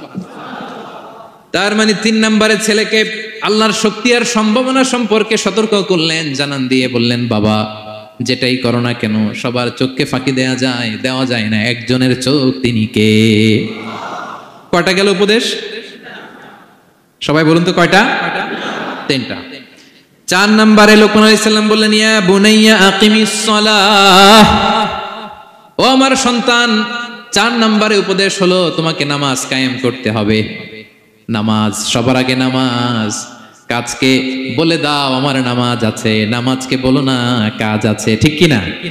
সালাত কায়েম করো, সালাত কায়েম করো, হবে জান্নাতি তুমি, হবে জান্নাতি তুমি, দিবে কাল হাসরে শীতল ছায়া আরশে আজিম, রব্বিয়াল আলা রব্বিয়াল আযীম, রব্বিয়াল আলা রব্বিয়াল আযীম। সুবহানাল্লাহ পড়েন। 4 নম্বরে আকিমিস সালাহ, ও আমার কলিজার টুকরা সন্তান, নামাজ কায়েম করো। নামাজ, নামাজ কিয়ামতের ময়দানে সর্বপ্রথম যে জিনিসটার হিসেব আল্লাহ চাইবেন ওটা কি? সবাই বলেন একসাথে, সেটা কি? বিশ্বনবী ইন্তেকালের আগে বললেন, আস-সালাত আস-সালাত ওয়া মা মালাকাত ঈমানুকুম, ও আমার উম্মতেরা নামাজ, নামাজ। বিশ্বনবীর রূহ বের হয়ে যাবে, মালাকুল মাউত চলে আসলো, এখনই রুহু মুবারক কবজ করে নিয়ে যাবে। অন্তিম মুহূর্তে গোটা উম্মার জন্য বিশ্বনবী যে মেসেজটা ড্রপ দিয়ে গেলেন সেটার নাম হলো নামাজ। সালাত আস-সালাত, উম্মতেরা নামাজ নষ্ট করো না, নামাজ নষ্ট করো না। আউয়ালু মা ইউহাসাবু বিহিল আবদু ইয়াউমাল কিয়ামাতি আস-সালাহ। কিয়ামতের ময়দানে সর্বপ্রথম আল্লাহ যে জিনিসটার হিসাব চাইবেন সেটা কি? ফা ইন সালুহাত সালুহা সাইরু আমালি। এটা যদি ঠিক হয়ে যায় পুরো আমলনামা ঠিক হয়ে যাবে। ওয়া ইন ফাসাদাত ফাসাদা সাইরু আমালি। নামাজের হিসাব দিতে যেয়ে যদি আপনার গন্ডগোল লেগে যায়, আপনার পুরো আমলনামাটারে গন্ডগোল করে দিবে কে? এজন্য সবার আগে সালাত। ছেলেকে বোঝাবেন, বাবা নামাজ কায়েম করো, তার মানে একা একা পড়ো না, জামাতে পড়ো। নামাজ পড়া আর কায়েম করায় পার্থক্য আছে। একা একা পড়া যায়, কিন্তু একা একা কায়েম করা যায়? বলেন। তার মানে বাবা একা একা নামাজ পড়ো না, জামাতে পড়ো। বিকেল বেলায় তোমার বন্ধুকে নিয়ে খেলার মাঠে যখন ক্রিকেট খেলতে খেলতে মাগরিবের সময় হয়ে যায়, একা একাই মসজিদে যাবা না, তোমার বন্ধুরেও নিয়ে যাবা। একা একা জান্নাতে গেলে মজা আছে? সবাই মিলে একসাথে গেলে কেমন হয়? হ্যাঁ, সবাই মিলে একসাথে জান্নাতে যাওয়া লাগবে না?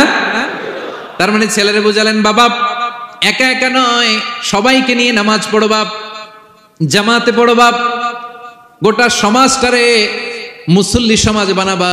এটার নাম হচ্ছে ইকামাতুস সালাহ। ছেলেকে বললেন, আকিমিস সালাহ, ও আমার কলিজার টুকরা বাজান, নামাজ কায়েম করো। বিষ্ণু ঈসা ইসলাম বললেন, মুরু সিবিয়ানাকুম বিস-সালাতি ওয়া হুম আবনাউ 7 সিনিন। তোমাদের ছেলে মেয়েদের বয়স যখন 7 হয় তখন থেকে নামাজের আদেশ করো। ওয়াদরিবুহুম আলাইহা, আর তাদেরকে শাসন করো। ওয়াদরিবুর অনেক অর্থ হতে পারে, শাসন করো, একটু রূঢ় আচরণ করো, প্রয়োজনে মৃদু প্রহার করো। যখন তাদের বয়স হয়ে যায় 10, বয়স হয়ে যায় 10 কিংবা তার উপরে, আমাদের ছেলে মেয়ে আছে বয়স, দেখি কয়জন আছে দিকে 10 বছরের। হ্যাঁ দেখছেন, কঠোর হইতে হবে আপনাদের যদি নামাজ না পড়ে। হাত নামান।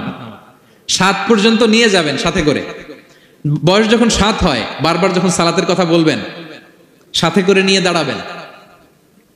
জুমার দিন মসজিদে নিয়ে যাবেন, মাঝে মাঝে নামাজে নিয়ে যাবেন।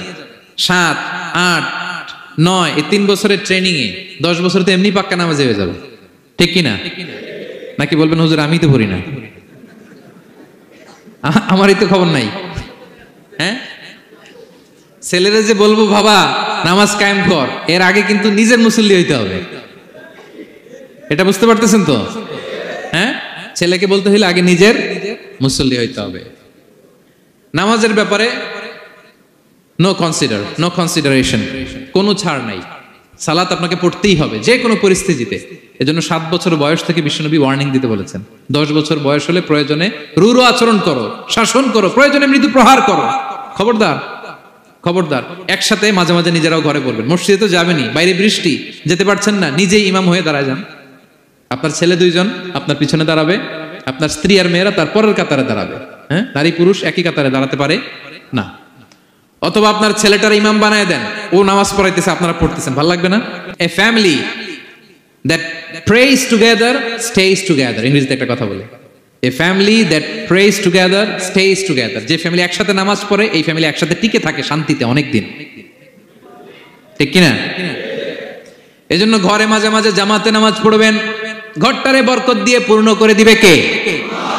এজন্য সাইয়েদনা লোকমান বললেন, আকিমিস সালাহ, আমার কলিজার টুকরা সন্তান, নামাজ, নামাজ নষ্ট করো না, নামাজ নষ্ট করো না। অনেক ফ্যামিলি আছে, অনেক ফ্যামিলি নিজেও নামাজি, ছেলে মেয়েদেরকেও নামাজের কথা বলে, পড়ায়, জোহর পড়তে দেয়, আসর পড়তে দেয়, মাগরিব পড়তে দেয়, এশা পড়তে দেয়, ফজর পড়তে দেয় না। ফজর নিয়ে টেনশন নাই, কেন? বলতেছে ঘুমায় হুজুর। কি করে? আমার কলিজার টুকরা সন্তান ঘুমায় হুজুর, কাঁচা ঘুম কেমনে ভাঙাই? আচ্ছা, ফজরের সময় যদি আপনাদের কন্ডোমিনিয়ামে আগুন লাগে কি করবেন? ফজরের সময় লাগছে আগুন, আরেকটু ঘুমাক, কাঁচা ঘুম। হ্যাঁ, বলবেন বলবেন, কথা বুঝে নাই বোধহয়। যে বাবা মারা মনে করে সকালে কিভাবে ডাকি, উঠতে চায় না হুজুর, কাঁচা ঘুম, কষ্ট হয়ে যায়, ফজরের সময় যদি আগুন লেগে যায় আপনার ঘরে কি করবেন? আরেকটু ঘুমাক, কাঁচা ঘুম। দুনিয়ার আগুন থেকে নিজের সন্তানকে বাঁচানোর জন্য যেমনি ডেকে উঠান, দুনিয়ার আগুন থেকে রক্ষা করার জন্য যেমনি ডাকেন, উঠায় নিয়ে আসেন, জাহান্নামের কঠিন আগুন থেকে বাঁচানোর জন্য ফজরের সময়ও ডাকার দরকার আছে না নাই? দুনিয়ার আগুনের চেয়ে কমপক্ষে 70 গুণ বেশি তেজওয়ালা। হ্যাঁ, বিষ্ণু বলেন, নারুকুম তুকিদুন, যে আগুন দিয়ে কিচেনে রান্না করো, জাহান্নামের আগুন কিন্তু এই আগুন নয়। জাহান্নামের আগুন দুনিয়ার আগুনের চাইতে কমপক্ষে 70 গুণ বেশি তেজওয়ালা। তাহলে ফজরের সময় ডাকবেন তো ছেলে মেয়েকে? হ্যাঁ, নিজেও পড়বেন, ছেলে মেয়েদেরকেও ডাকবেন। আকিমিস সালাহ। 4 নম্বরে বললেন, বাবা নামাজ কায়েম করো, নামাজ ছেড়ে দিও না। 5 নম্বরে বললেন, ওয়া'মুর বিল মা'রুফ, ভালো কাজের আদেশ করো। 6 নম্বরে বললেন, ওয়ানহা আনিল মুনকার, খারাপ কাজ থেকে নিষেধ করো। দেখেন কি বাবা ছিল সাইয়েদনা লোকমান। ছেলেরা বললেন, নামাজ পড়ার পরে বললেন, ওয়া'মুর বিল মা'রুফ, ভালো কাজের আদেশ করবা, ভালো কাজের আদেশ করো। ওয়ানহা আনিল মুনকার, মন্দ কাজ থেকে নিষেধ করো। আমরা অনেকে নিজেরাই ভালো করি, নিজেরাই ভালো কাজ করি, অন্যদেরকে বলি না, এরকম আছে না নাই? সমাজে পাপ হলে, অন্যায় হলে আমরা কথা বলতে চাই না, এরকম আছে না নাই? নিজেই নামাজ পড়বে, চোখ বন্ধ করে তাসবিহ পড়তে থাকে, কিন্তু মুসলিম উম্মার উপর কারবালা হয়ে যাচ্ছে, তার কোনো টেন নাই, এরকম আছে না নাই? গোটা বিশ্বে মুসলমানদের উপর দিয়ে কি যাচ্ছে, সমাজে কি চলছে তার কোনো আন্দাজ নাই, খোঁজ খবর নাই, শুধু নিজেই জিকির করে, এরকম আছে না নাই? না, আযাব আসলে, গজব আসলে শুধু এই কাফের মুশরিকদেরই মারে না, মুমিনদেরও মারে, ঠিক কি না? আল্লাহ বলে, ওই আযাবকে ভয় করো, ওয়াত্তাকু ফিতনাতাল লা তুসিবান্নাল্লাযীনা যালামু মিনকুম খাসসা। ওই আযাবকে ভয় করো, ওই শাস্তিকে ভয় করো, যে শাস্তি যখন আমি পাঠাই, ওই শাস্তি দিয়ে শুধু জালেমদেরকে মারি না, আলেমদেরকেও মারি, ঠিক কি না? কারণ তুমি আলেম হয়ে বসেছিলা কেন? তুমি সমাজকে বাঁচাও নাই কেন? শুধরে দাও নাই কেন? শুদ্ধাচারের অভিযানে তুমি নামো নাই কেন? ঠিক কি না? তুমি একা একা জিকির করে তোমার আল্লাহর ওলি হইতে বলছে কে? গোটা সমাজকে তোমার বাঁচাতে হবে। একটা জাহাজ 2 তলা, আপনি আছেন 2য় তলায়, নিচ তলায় একদল লোক জাহাজের তলা ছিদ্র করতেছে। জাহাজের তলায় ছিদ্র করলে কি ঢুকে? তা আপনি যদি বলেন ওরা নিচে আছে ছিদ্র করতেছে, ওরা করুক, আমি থামাবো কেন? আমার তো দোষ নাই, আমি তো ছিদ্র করি নাই। ছিদ্র করছে কারা? ওরা। পানি ঢুকলে ওরা মরবে, আমি তো বেঁচে যাবো। বাঁচবে? কারণ সে তো জাহাজের ভিতরেই। আপনি যে যদি এই পাগলগুলারে না থামান, ওরা তো মরবেই, আপনিও শেষ। চিল্লায় বলেন ঠিক কিনা? এজন্য সমাজে যখন পাপ হয়, অন্যায় হয়, দেখা মাত্রই আপনাকে থামাতে হবে। তা না হলে এই পাপের কারণে, অন্যায়ের কারণে আযাব আর গজব যখন আসবে, পাপীরাই মরবেন, আপনিও মরবেন, ঠিক কিনা? মুসা আলাইহিস সালামের পায়ের মধ্যে একবার একটা লাল পিঁপড়া কামড় দিছে। এই সাইজের যে লাল পিঁপড়াগুলো কামড় দিলে খুব আরাম লাগে না? কেমন লাগে? হ্যাঁ, খুব ব্যথা করে, প্রচন্ড ব্যথা করে। তো মুসা আলাইহিস সালামের মেজাজ কি নরম না গরম? খুব তাড়াতাড়ি রেগে যেতেন উনি। এক এক নবীর এক এক অ্যাট্রিবিউটস ছিল, হ্যাঁ, এক এক বৈশিষ্ট্য ছিল। উনি অনেক রেগে যেতেন। উনি থাপ্পড় মেরে একবার ফেরাউনের বাবুর্চিকে দুনিয়া থেকে শেষ, এক থাপ্পড়, এত শক্তি। সেই বুখারীতে এসেছে মালাকুল মাউতকে মারছিলেন একটা। ওই যে ছোটবেলা থেকে মারার অভ্যাস, ছোটবেলায় কার গালে দিছিল জানে না বোধহয়? ফেরাউন। অন্যায় দেখলেই ছোটবেলায় ফেরাউনের গালে দিছে একটা, বড় হয়ে ফেরাউনের বাবুর্চির একটা, এরপরে মালাকুল মাউতকেও একটা। এর কারণ মালাকুল মাউত আবার মালাকুল মাউতের মতো আসেনি, মানুষের আকৃতিতে এসেছিল। তো পারমিশন না নিয়ে ঢুকছে। উনি ভাবছে এমনি মানুষ, কিরে পারমিশন নিলি না কেন? তো মুসা আলাইহিস সালামের পায়ের মধ্যে লাল পোকা, লাল পিঁপড়া কামড় দিছে, প্রচন্ড ব্যথা পাইতেছে আর ডলতেছে আর রেগে গেছে। রেগে তাকে দেখে দিকে লাল পিঁপড়ার বাসা, যে পা দিয়ে ডলে সবগুলোর মেরে ফেলছে।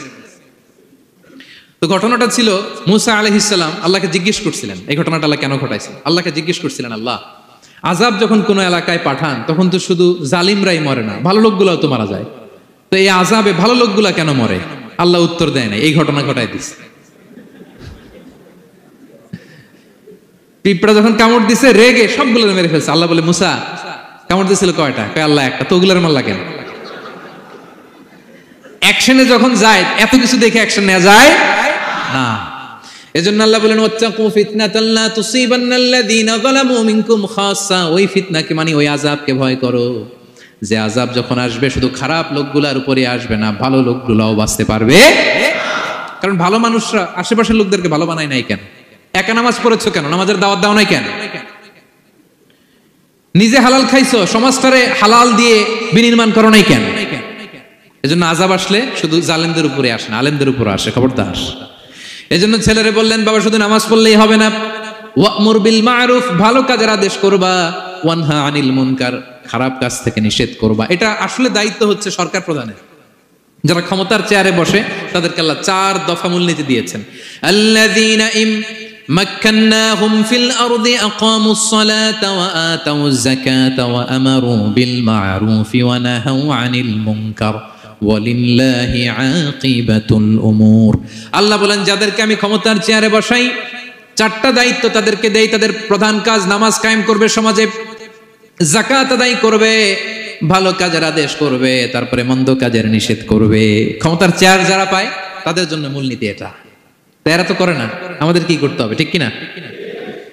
ভালো কাজের আদেশ করতে হবে, মন্দ কাজের নিষেধ করতে। বিষ্ণু ইসলাম বললেন, মান রাআ মিনকুম মুনকারা, চোখ দিয়ে যে সমাজে খারাপ দেখে, ফালিয়ুগাইয়িরহু বিয়াদিহি, সেজন্য হাত দিয়ে ঠেকিয়ে দেয়। হাত দিয়ে। ফাইন লাম ইয়াস্তাতি' ফাবিলিসানি, হাত দিয়ে না পারলে মুখ দিয়ে। কারণ আপনার অনেক সময় এরকম পরিস্থিতি নাও হতে পারে যে আপনার এত পাওয়ার নাই যে আপনি হাত দিয়ে থামাই দিবেন, এরকম হয় না? অক্ষম, আমি পারি না। তখন মুখ দিয়ে কিভাবে পরিবর্তন করবেন বলেন, নাসিহা করেন, কাউন্সিলিং করেন, জনমত গড়ে তোলেন। ফাইন লাম ইয়াস্তাতি' ফাবিকলবিহি, হাত দিয়েও থামাতে পারলেন না, মুখ দিয়েও প্রতিবাদ করতে পারলেন না, বিশ্বনবী বললেন অন্তত অন্তর দিয়ে সেটাকে ঘৃণা করবা। অন্তর দিয়ে ঘৃণা করো, অন্তর দিয়ে এটাকে পরিবর্তন করে দেওয়ার প্ল্যান করো, হৃদয়ে হৃদয়ে। ওয়াযালিকা আদাফুল ঈমান, এটা হচ্ছে ঈমানের সর্বনিম্ন স্তর। এর নিচেও যদি যান, মানে আপনার দিলেও লাগে না, বিশ্বনবী বলে তাহলে তোমার অন্তরে ঈমানের ছিটে ফোঁটা নাই। চিল্লা এখন ঠিক কিনা? এজন্য ভালো কাজের আদেশ করো, মন্দ কাজের নিষেধ করো। নামাজের পরপর সাইয়েদনা লোকমান বললেন, বাবা নিজেই ভালো করো না, সমাজে ভালো ছড়িয়ে দাও। ছড়াই দিতে হবে, ভালোকে ছড়াই দিতে হয়, সংঘবদ্ধ জীবন যাপন করতে হয়, আপনাকে দাঁড়াতে হবে, আপনাকে হিম্মত করতে হবে। হিম্মতটাই হচ্ছে ইসমুল আযম, ইসমুল্লাহিল আযম। ইসমে আযম মানে আল্লাহর এমন একটা নাম যেটা দিয়ে দোয়া করলে আল্লাহ কবুল করে। এটা কি? কেউ বলে ইয়া হাইয়ু ইয়া কাইয়ুম, কেউ বলে ইয়া রহমান ইয়া রাহিম। অনেক মুফাসসিরিন, অনেক মুহাদ্দিসিন এক একটা বলছে যে এইটা হতে পারে, এটা হতে পারে। অনেকে বলছে হিম্মতটাই হচ্ছে ইসমে আযম। তুমি হিম্মত করে আল্লাহর কাছে চাও, গোটা দুনিয়া পাল্টে যাবে। ঠিক কিনা? এজন্য সমাজের পরিবর্তনের জন্য আপনাকে আগে আসার দরকার আছে না নাই? ছেলেকে দেখেন, সুবহানাল্লাহ বিহামদি, কিভাবে ছেলেরে গড়ে তুলতে হয়। প্যারেন্টিং লেসন ফ্রম সূরা লোকমান, কিভাবে আপনি প্যারেন্টিং লেসন বের করে আনবেন, বাবা হিসেবে কিভাবে আপনি ছেলেকে গড়ে তুলবেন। নামাজের পরপর সাইয়েদনা লোকমান বললেন, ভালো কাজের আদেশ করবা, মন্দ কাজের নিষেধ করবা। এরপরে বললেন, ওয়াসবির আলা মা আসাবাক ইন্না যালিকা মিন আজমিল উমুর। লোকমান বললেন, ওয়াসবির আলা মা আসাবাক, বিপদে ধৈর্য ধরো, কারণ লোকমান আলাইহিস সালাম ভালো করেই জানেন যে নামাজ কায়েমের আন্দোলন করে, যে সত্যের পথে আহ্বান করে, যে অন্যায় কাজে বাধা দেয়, সমাজ তারে ওয়েলকাম করে না। তার জীবনে দুঃখ আছে, তার জীবনে দুঃখ আছে, তার উপরে হামলা হতে পারে, মামলা হতে পারে, তাকে দেশ ছাড়া করা লাগতে পারে।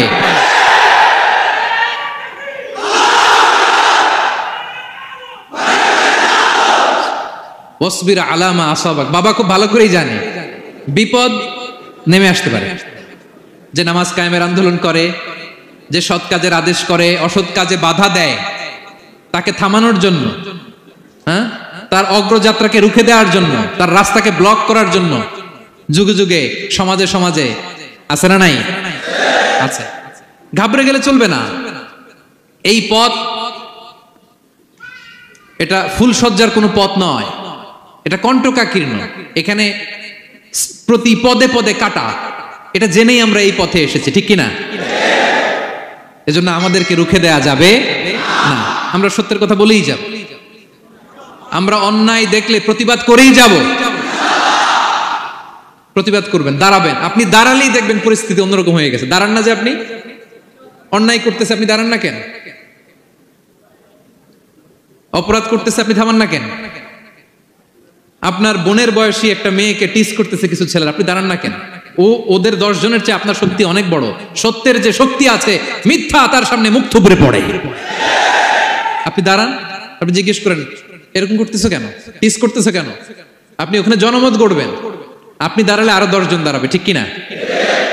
দাঁড়াতে আপনাকে হবে, সাহস করে দাঁড়াতে হবে। সালাত কায়েমের আন্দোলন যারা করে, সৎ কাজের আদেশ যারা দেয়, মন্দ কাজ থেকে নিষেধ যারা করে, তাদের জীবনে পরীক্ষা আছে না নাই? এজন্য সাইয়েদনা লোকমান বললেন, বাবা যেই নাসিহত তোমাকে দিচ্ছি এটা পালন করলে বিপদ আসবে, কিন্তু ঘাবড়ে যেও না, আতঙ্কিত হয়েও না। ওয়াসবির আলা মা আসাবাক, বিপদে ধৈর্য ধরো, ধৈর্য ধারণ করতে হবে। সবর, সবর নিয়ে কোথায় যেন আলোচনা করেছিলাম যে সবর এটা এমন একটা গাছ যে গাছের চারিদিকে থাকে কাটা, কিন্তু ফলটা বড় মিষ্টি। সবর বাংলা জানেন তো কি? ধৈর্য। ধৈর্য এমন একটা গাছ যে গাছের চারিদিকে কাটা, কিন্তু ফলটা মিষ্টি, সুস্বাদু। এই সুস্বাদু ফল খেতে হলে এই কাটাগুলো সহ্য করতে হবে। ধৈর্য। ছোট্ট ছেলে মেয়েদেরকে ননির পুতুল করে গড়ে তুলবেন না, খবরদার। ওদেরকে কষ্ট সহিষ্ণু করে গড়ে তুলবেন। আপনি থাকতেই কষ্ট করা শিখান, তার জীবনটা স্মুথ হবে, তার ক্যারিয়ারটা ব্রাইট হবে, তার ভবিষ্যৎটা সুন্দর হবে। ছেলেমেয়েরা কিছু চাইলেই সাথে সাথে দিবেন না। অনেক বাবা মা আছে এত আদর করে, এত বেশি আহ্লাদ করে, যা চায় তাই দেয়, পরে হিতে বিপরীত হয়, ঠিক কিনা? ছেলে মেয়েকে অভাব শেখান, ছেলে মেয়েকে কষ্ট শেখান, ওদেরকে সংগ্রাম শেখান, প্রতিকূল পরিবেশে কি করে টিকে থাকতে হয় এটার সবক শেখান। সেদিন লোকমান তাই করলেন, ছেলেদের সবর শিখাইলেন যে বাবা ধৈর্য ধারণ করো, আতঙ্কিত হবা না।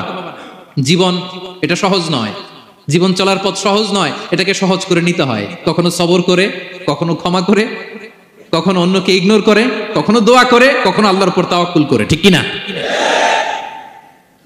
ছেলে মেয়েকে আদর করে বোঝাবেন, বাবা এখন তুমি বাবার হোটেলে খাও, মায়ের হোটেলে ঘুমাও। সারা জীবন এমন চলবে না, দুনিয়াটা বড্ড কঠিন, এখানে কেউ কাউরে জায়গা করে দেয় না, নিজের জায়গা নিজেরই করে নিতে হয়, ঠিক কিনা? ছোটবেলা থেকেই তাকে দৃঢ় মনোবলের করে তুলতে হবে যে বাবা দুনিয়াটা এত সহজ নয়, এটা সহজ করে নিতে হয়। This is the life hacks. এই লাইফ হ্যাক গুলো আপনি শিখাবেন, লাইফ লেসন গুলো শিখাবেন। ধৈর্য ধরো, সৎ কাজের আদেশ দাও, মন্দ কাজের নিষেধ করো। এগুলো করতে গেলে একটু বাধা বিপত্তি আসবে, কিন্তু শেষ হাসিটা তুমিই হাসবে, ঠিক কিনা? বিজয় তোমারই হবে। কি বলেন? সময়ই কথা বলে, সময়ই কথা বলে। বিপদে ধৈর্য ধরো। বিশ্বনবী কল্লা বললেন, ওয়াসবির আলা মা ইয়াকুলুনা ওয়াহজুরহুম হাজরান জামিলা। নবী হে, বিপদে ধৈর্য হারা হবেন না। ভালো সময় সামনে আসছে, মক্কায় আপনারে কষ্ট দেয়, গণক বলে, জাদুকর বলে, পাগল বলে, মদিনাতে বিজয় আপনারই হবে, ঠিক কিনা? ছেলে মেয়ে যেন আশাবাদী হয়ে গড়ে ওঠে, হোপফুল, আতঙ্কিত যেন না হয়। কষ্ট শিখান, ধৈর্য শিখান। আচ্ছা গেল। এরপর তিনি বললেন, ওয়ালা তুসাইর খাদ্দাকা লিন্নাস। ও আমার কলিজার টুকরা সন্তান, ওয়ালা তুসাইর খাদ্দাকা লিন্নাস, অহংকার করে মানুষ থেকে মুখ ফিরিয়ে নিও না। ছেলেরে এবার সোশ্যাল বানানোর চেষ্টা করতেছেন, হ্যাঁ? ওয়ালা তুসাইর খাদ্দাকা লিন্নাস, দেখেন একটার পর একটা। প্রথমে স্রষ্টারে চিনাইলেন, তাই না? এরপরে স্রষ্টার ক্ষমতা সম্পর্কে শিখাইলেন, এরপরে আধ্যাত্মিকতা শিখাইলেন, এরপরে ইবাদত কি সেটা জানালেন, এরপরে তিনি সোশ্যাল এঙ্গেজমেন্ট কিভাবে করবেন, সোশ্যাল রিফর্ম কিভাবে করবেন শিখালেন। এবার মানুষের সাথে কিভাবে মিশতে হয় সেটা শিখাচ্ছেন। মানে পিপল ওরিয়েন্টেড হও, ওয়ালা তুসাইর খাদ্দাকা লিন্নাস, অহংকার করে মানুষের থেকে মুখ ফিরিয়ে নিও না, মুখ ছিটকাবে না, মানুষকে সম্মান করো, মানুষের সাথে মেশো, বি পিপল ওরিয়েন্টেড। আমাদের অনেক ছেলে মেয়েরা মানুষের সাথে মিশতে পারে না, দোষ কার? বাবা মায়ের, শেখায় না। একটা সময় আমাদের মনে আছে, ছোটবেলায় মেহমান আসলে আমরা এত খুশি হইতাম, কি বলেন? মেহমানের কাছে যাইতাম, সূরা শোনাইতাম, কবিতা শোনাতাম, এটা খেলতাম, ওইটা করতাম, যাওয়ার সময় আমাদেরকে টাকা দিয়ে যেত, হায় রে খুশি। এখন দেখবেন টেনে হিসেবে মেহমানের সামনে আনা যায় না। এরকম আছে না নাই? অনেক ফ্যামিলিতে এরকম আছে যে তারা সারাদিন ডিভাইস নিয়ে, এই ডিভাইস আসক্তি এত মারাত্মক পর্যায়ে পৌঁছেছে যে তারা মানুষের সাথে মিশতে পারে না। এই পাবলিক ওরিয়েন্টেশনটা অনেকের নাই, পিপল ওরিয়েন্টেশন নাই। অনেক ছোট বাচ্চা, মেহমান আসছে, তুমি একটু আসো, সালাম দাও, বসো, আসতে চায় না, বসতে চায় না, কারণ ওরা শিখানো হয় না। সারাদিন দিয়ে রাখছে কি হাতে? মোবাইল। এই জন্য ছোটবেলা থেকে আমরা যেন সামাজিক বানাই, বাচ্চাকে যেন শেখাই, বাবা মুরব্বীকে দেখলে সালাম দিতে হবে, কি করতে হবে, ওরা শিখাবেন। অনেক সময় ছোট বাচ্চারা না বুঝে দারোয়ানের সাথে খারাপ আচরণ করে, ঘরের কাজের বুয়ার সাথে খারাপ আচরণ করে, ড্রাইভারকে বকা দেয়, আছে না নাই? ভদ্রতা, ডিসেন্ট ম্যানার আপনি শিখান নাই, তো শিখবে কোত্থেকে? এই জন্য শুরুতেই বললাম যে গরুর পেট থেকে বেরোলে গরু হয়, কিন্তু মানুষের পেট থেকে বেরোলেই ওটা মানুষ হয় না। ওটারে মানুষ বানাতে হয় দিনের পর দিন, মাসের পর মাস, টিউনিং করে, পলিশিং করে, গাইড করে করে মানুষের মতো মানুষ বানাতে হয়। তাহলে ছেলেনে বললেন, ওয়ালা তুসাইর খাদ্দাকা লিন্নাস, তোমার চেহারাকে মানুষ থেকে ফিরিয়ে নিও না, গণমুখী হও, মানুষের সাথে মেশো। ছেলে মেয়েদেরকে এটা বলবেন। শহরে থাকলে মাঝে মাঝে গ্রামে নিয়ে যাবেন, কাদার মধ্যে ছেড়ে দিবেন, হাট বেটা, হ্যাঁ, কাদায় ছেড়ে দিবেন, পুকুরে ছেড়ে দিবেন, দৌড়াদৌড়ি করতে করতে তারপরে তারা শিখবে, দেখবে। মাছ, জ্যান্ত মাছ দেখে নাই আমাদের অনেক ছেলে মেয়ের, আছে না নাই? ওরা ভাবে মাছ বোধহয় ওই ইয়ের মধ্যেই পাওয়া যায়, শপিং মলেই পাওয়া যায়, ফ্রিজের মধ্যে থাকে, এরপরে এটা খাইতে হয়। জ্যান্ত মাছ দেখলে দেখবেন ভয় পেয়ে গেছে, কারণ শেকড়ের সাথে এদের কোনো সম্পর্ক নাই। এরা যেন গণমুখী হয়, শেকড়ের সাথে যেন এদের সম্পর্ক থাকে। হ্যাঁ, এটাই দেখেন, এই উপদেশটা কয় হাজার বছর আগের। মনে হচ্ছে যেন আজকের পরিস্থিতি দেখে দেখে লোকমান ইসলাম ছেলেকে অ্যাডভাইস করতেছেন। সুবহানাল্লাহ পড়বেন না? ওয়ালা তুসাইর খাদ্দাকা লিন্নাস, মানুষ থেকে মুখ ফিরিয়ে নিও না। ছেলে মেয়েদের শিখান, মানুষ দেখলে ভয় পেও না, মানুষের কাছে যাও, মানুষের দুঃখ দুর্দশা দূর করার চেষ্টা করো, গণমুখী হও, মানুষকে দেখলে সালাম দাও, মুচকি হাসি দাও, হাত বাড়িয়ে মুসাফা করো, তাহলেই না মানুষের সাথে তুমি মিশবে, শিখবে, জানবে, ঠিক কি না? এরপরে বললেন, ওয়ালা তামশি ফিল আরদি মারাহা, আমার কলিজার টুকরা সন্তান, অহংকার করে রাস্তা দিয়ে হেঁটো না, কারণ ইন্নাল্লাহা লা ইউহিব্বু কুল্লা মুখতালিন ফাখুর, আল্লাহ অহংকারীকে পছন্দ করেন না। এবার বডি ল্যাঙ্গুয়েজ শিখাচ্ছেন ছেলেকে, কিভাবে হাঁটবে। আমাদের অনেক সময় ছেলে মেয়েরা খুবই ভালো, নিষ্পাপ, শুধু ভিতরটা পরিষ্কার হইলে হবে না, আপনার জেস্চারও তো ভালো হইতে হবে। হ্যাঁ, ভিতর ভালো কিন্তু প্রকাশ ভঙ্গি জানে না, আছে না নাই? এটারে ইংরেজিতে কি বলে? বডি ল্যাঙ্গুয়েজ বলে, বুঝতে পারছেন? এবার ছেলেকে বডি ল্যাঙ্গুয়েজ শিখাচ্ছে বাবা, হাঁটার সময় এইভাবে হাঁটতে হবে। ওয়ালা তামশি ফিল আরদি মারাহা, অহংকার করে রাস্তা দিয়ে হেঁটো না। এখানে তামশি বলতে শুধু হাঁটাই না, অহংকার করে ড্রাইভ করো না, অহংকার করে হুন্ডা চালিও না। এরকম আছে না নাই? আমাদের ইয়াং ছেলে মেয়েরা হুন্ডা একটা পাইলে এমন আওয়াজ করে তারা চলবে, অসুস্থদের ক্ষতি হয়, ছোট বাচ্চারা ভয় পেয়ে যায়, মাঝরাতে মানুষ লাফ দিয়ে ওঠে ঘুম থেকে। এরকম আছে না নাই? আমাদের সন্তানরা যেন এরকম না হয়। রাস্তা দিয়ে চলতে বিনয়ের সাথে হাঁটতে হবে, ভদ্রভাবে হাঁটতে হবে, কারণ রহমানের বান্দারা অহংকারী হয় না, তারা বিনয়ী হয়, ঠিক কিনা? وعباد الرحمن الذين يمشون على الأرض هونا وإذا خاطبهم الجاهلون قالوا سلاما। রহমানের বান্দারা রাস্তা দিয়ে যখন হাঁটে দাম্ভিকতার সাথে হাঁটে না, অহংকারের সাথে হাঁটে না, বিনয়ের সাথে রাস্তা দিয়ে তারা চলাফেরা করে, ঠিক কিনা? তো ছেলেকে হাতে ধরে ধরে বডি ল্যাঙ্গুয়েজ শিখাচ্ছে, বাবা অহংকার করে হেঁটো না। মানুষের অহংকার সাজে না, অহংকার সাজে একজনের, তিনি কে? অহংকার কার চাদর? আল্লাহ বলে এই চাদর ধরে যদি কেউ টান দেয় ওরে আমি জাহান্নামে নিক্ষেপ করি, ফালা উবালি, আই ডোন্ট কেয়ার, ওরে আমি জাহান্নামে ফেলবো। অহংকার করার কি আছে আমাদের? কিছুই নাই, ঠিক কি না? ডায়রিয়া যদি হয়, লুজ মোশন যদি হয়, 5 বার টয়লেটে গেলে এরপরে চেহারার দিকে তাকানো যায়? বিছানায় পড়ে হা হু করতে শুরু করে, তো কিসের অহংকার আপনার? লুজ মোশন 3 দিন যদি হয়, হায় রে চেহারার দিকে তাকানো যায় না, সুন্দর চেহারা ফ্যাকাশে হয়ে গেছে। তো এই মানুষের অহংকার করা সাজে না। ছেলেকে বিনয়ী হওয়া শেখাতে হবে। বাবা বিনয়ী হও, তোমার বডি ল্যাঙ্গুয়েজটা সুন্দর করো, তোমার কথা বলায়, তোমার চলনে বলনে সবকিছুতে যেন একটা মাধুর্যতা থাকে, একটা কোমলতা থাকে, শেখানোর দরকার আছে না নাই?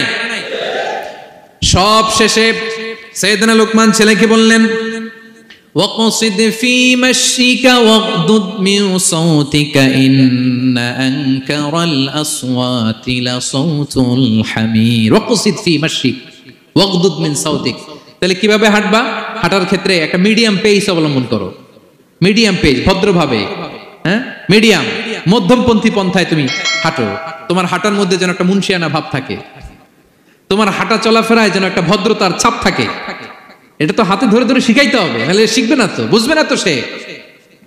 ওয়াগদুদ মিন সাউতিক, কণ্ঠটাকে মোলায়েম করো। ইন্না আনকারাল আসওয়াতি লাসাউতুল হামির, কর্কশ গলায় কথা বলো না। আমাদের অনেক ছেলেমেয়েরা অনেক শাউট করে, আছে না নাই? কেউ কি শাউটিং পারসনকে পছন্দ করে? আমরা লাইক করি? Nobody likes a shouting person. আপনি মালয়েশিয়ানদেরকে দেখেন কত কোয়াইট এন্ড কাম, হাজার হাজার মানুষ একটা প্রোগ্রাম করতেছে, একটা সাউন্ড নাই। আমাদের তো অনেক বলতে হয়, অনেক অ্যানাউন্সমেন্ট, অনেক এই সেই, ওদেরকে কিছু বলতে হয় না। ওদের আমি অনেক বড় বড় প্রোগ্রামে জয়েন করেছি, হাজার হাজার মানুষ, একটা ছোট্ট ইনস্ট্রাকশন, লাইন ধরে সবাই সেটা মেনে নেয়। ছেলেকে শিখাই দিলেন চলতে ফিরতে একটা মাঝারি মোলায়েম ভদ্র একটা পেস অবলম্বন করো, আর কণ্ঠটাকে নিচু করো, কর্কশ ভাষী হয়েও না। কেউ পৃথিবীতে কর্কশ ভাষীকে পছন্দ করেন? যারা চিৎকার করে চেঁচামেচি করে, আল্লাহ তাদের কণ্ঠকে গাধার কণ্ঠের সাথে তুলনা করেছেন এখানে। দ্য ব্রেইং অ্যাস, গাধার আওয়াজের চাইতে পৃথিবীতে নিকৃষ্ট কোনো আওয়াজ হতে পারে? আল্লাহ বলে তুমি কি তোমার কণ্ঠকে গাধার আওয়াজের মতো করতে চাও? যদি না চাও, কণ্ঠটাকে মোলায়েম করো, কর্কশ ভাষায় কখনো মানুষকে সম্বোধন করো, কারণ কর্কশ ভাষীকে, এই শাউটিং পারসনকে কেউ কখনো পছন্দ করে না। তো এই উপদেশগুলো আমাদের ছেলে মেয়েদেরকে দেওয়ার দরকার আছে না নাই? আল্লাহু আকবার। প্রজ্ঞায় সুসজ্জিত এই উপদেশ মালাগুলো সে 3000 বছর আগে যেমনি প্রাসঙ্গিক ছিল, এখনো তেমনি প্রাসঙ্গিক। এই উপদেশগুলো আমরা ছেলে মেয়েদেরকে দিতে পারবো তো? এই 10টা উপদেশ মালা বুঝতে পারছেন আপনারা? সবাই বুঝতে পারছেন? মনে থাকবে? খেয়াল থাকবে? আমি 1 মিনিটে একটু রিভাইজ করি। কি কি উপদেশ দিলেন? প্রথমেই শুকরিয়ার কথা আল্লাহ নিজে বলেছেন, শুকরিয়া করো। আমরা যেন যে কোনো পরিস্থিতিতে শুকরিয়া করি, করলে নিয়ামত বাড়াই দিবে কে? এরপর সাইয়েদনা লোকমান ছেলেকে সর্বপ্রথম যে উপদেশটা দিলেন সেটা হলো, বাবা কি করো না? সবাই বলুন, কি করো না? কারণ শিরক হচ্ছে সবচাইতে বড় পাপ। আল্লাহ সব মাফ করে, শিরকের গুনাহ তিনি মাফ করে। এরপর আল্লাহ তাআলা নিজ থেকে আরেকটা উপদেশ ঢুকাই দিলেন, সেটা হচ্ছে কার সাথে ভালো আচরণ করো? মা বাবার সাথে। মা বাবা যদি বদদোয়া দেয়, আপনার জীবনে কখনো উন্নতি আসবে? এরপর তিনি ছেলেকে বললেন, বাবা আল্লাহ তাআলা এমন ক্ষমতার অধিকারী, যেখানেই যে পাপ করো, ভালো কাজ করো, সবার চোখে ফাঁকি দেয়া গেল, আল্লাহর চোখে ফাঁকি দেয়া যায়? আল্লাহর শক্তি ক্ষমতার ব্যাপারে সতর্ক করলেন। এরপরে তিনি ছেলেকে বললেন, নামাজ কায়েম করো, নিজেও পড়ো, সমাজের সবাইকে নিয়ে পড়ো। এরপরে তিনি ছেলেকে বললেন, বাবা ভালো কাজের আদেশ দাও, মন্দ কাজের নিষেধ করো, মন্দ কাজ থামিয়ে দাও। তারপর বললেন, বাবা বিপদে ধৈর্য ধরো। এরপরে বললেন, গণমানুষের সাথে মেশো, পিপল ওরিয়েন্টেড হও। এরপর ছেলের বডি ল্যাঙ্গুয়েজ ঠিক করে দিলেন। মনে আছে তো আপনাদের? অহংকার বশত হেঁটো না, চিৎকার করে কথা বলো না। সবশেষে ওরাল কমিউনিকেশন কিভাবে করবে, শাউটিং না হয়ে মোলায়েম কণ্ঠে মানুষের সাথে যেন ভদ্রচিত ভাবে কথা বলতে পারে, এই উপদেশ মালাগুলো দিলেন। আমরা যারা বাবা হয়েছি, আমরাও যেন আমাদের কলিজার টুকরা সোনামণি সন্তানদেরকে এই উপদেশগুলো দেই। মনে থাকবে? সূরা লুকমানের 12 থেকে 19 নম্বর আয়াতে আল্লাহ তাআলা এই উপদেশগুলো তুলে ধরেছেন। আল্লাহ তাআলা আমাদের সবাইকে কথাগুলো বুঝার ও আমল করার তৌফিক দান করুক। আমরা পড়ি আমিন। আমরা যেন নেককার সন্তান লাভে ধন্য হতে পারি, আল্লাহ তৌফিক দান করুন। আমরা পড়ি আমিন। আমরাও যেন সাইয়েদনা লোকমানের মতো এই উপদেশ মালাগুলো আমাদের ছেলে মেয়েদেরকে দিতে পারি, আল্লাহ তুমি তৌফিক দান করো। আমরা পড়ি আমিন।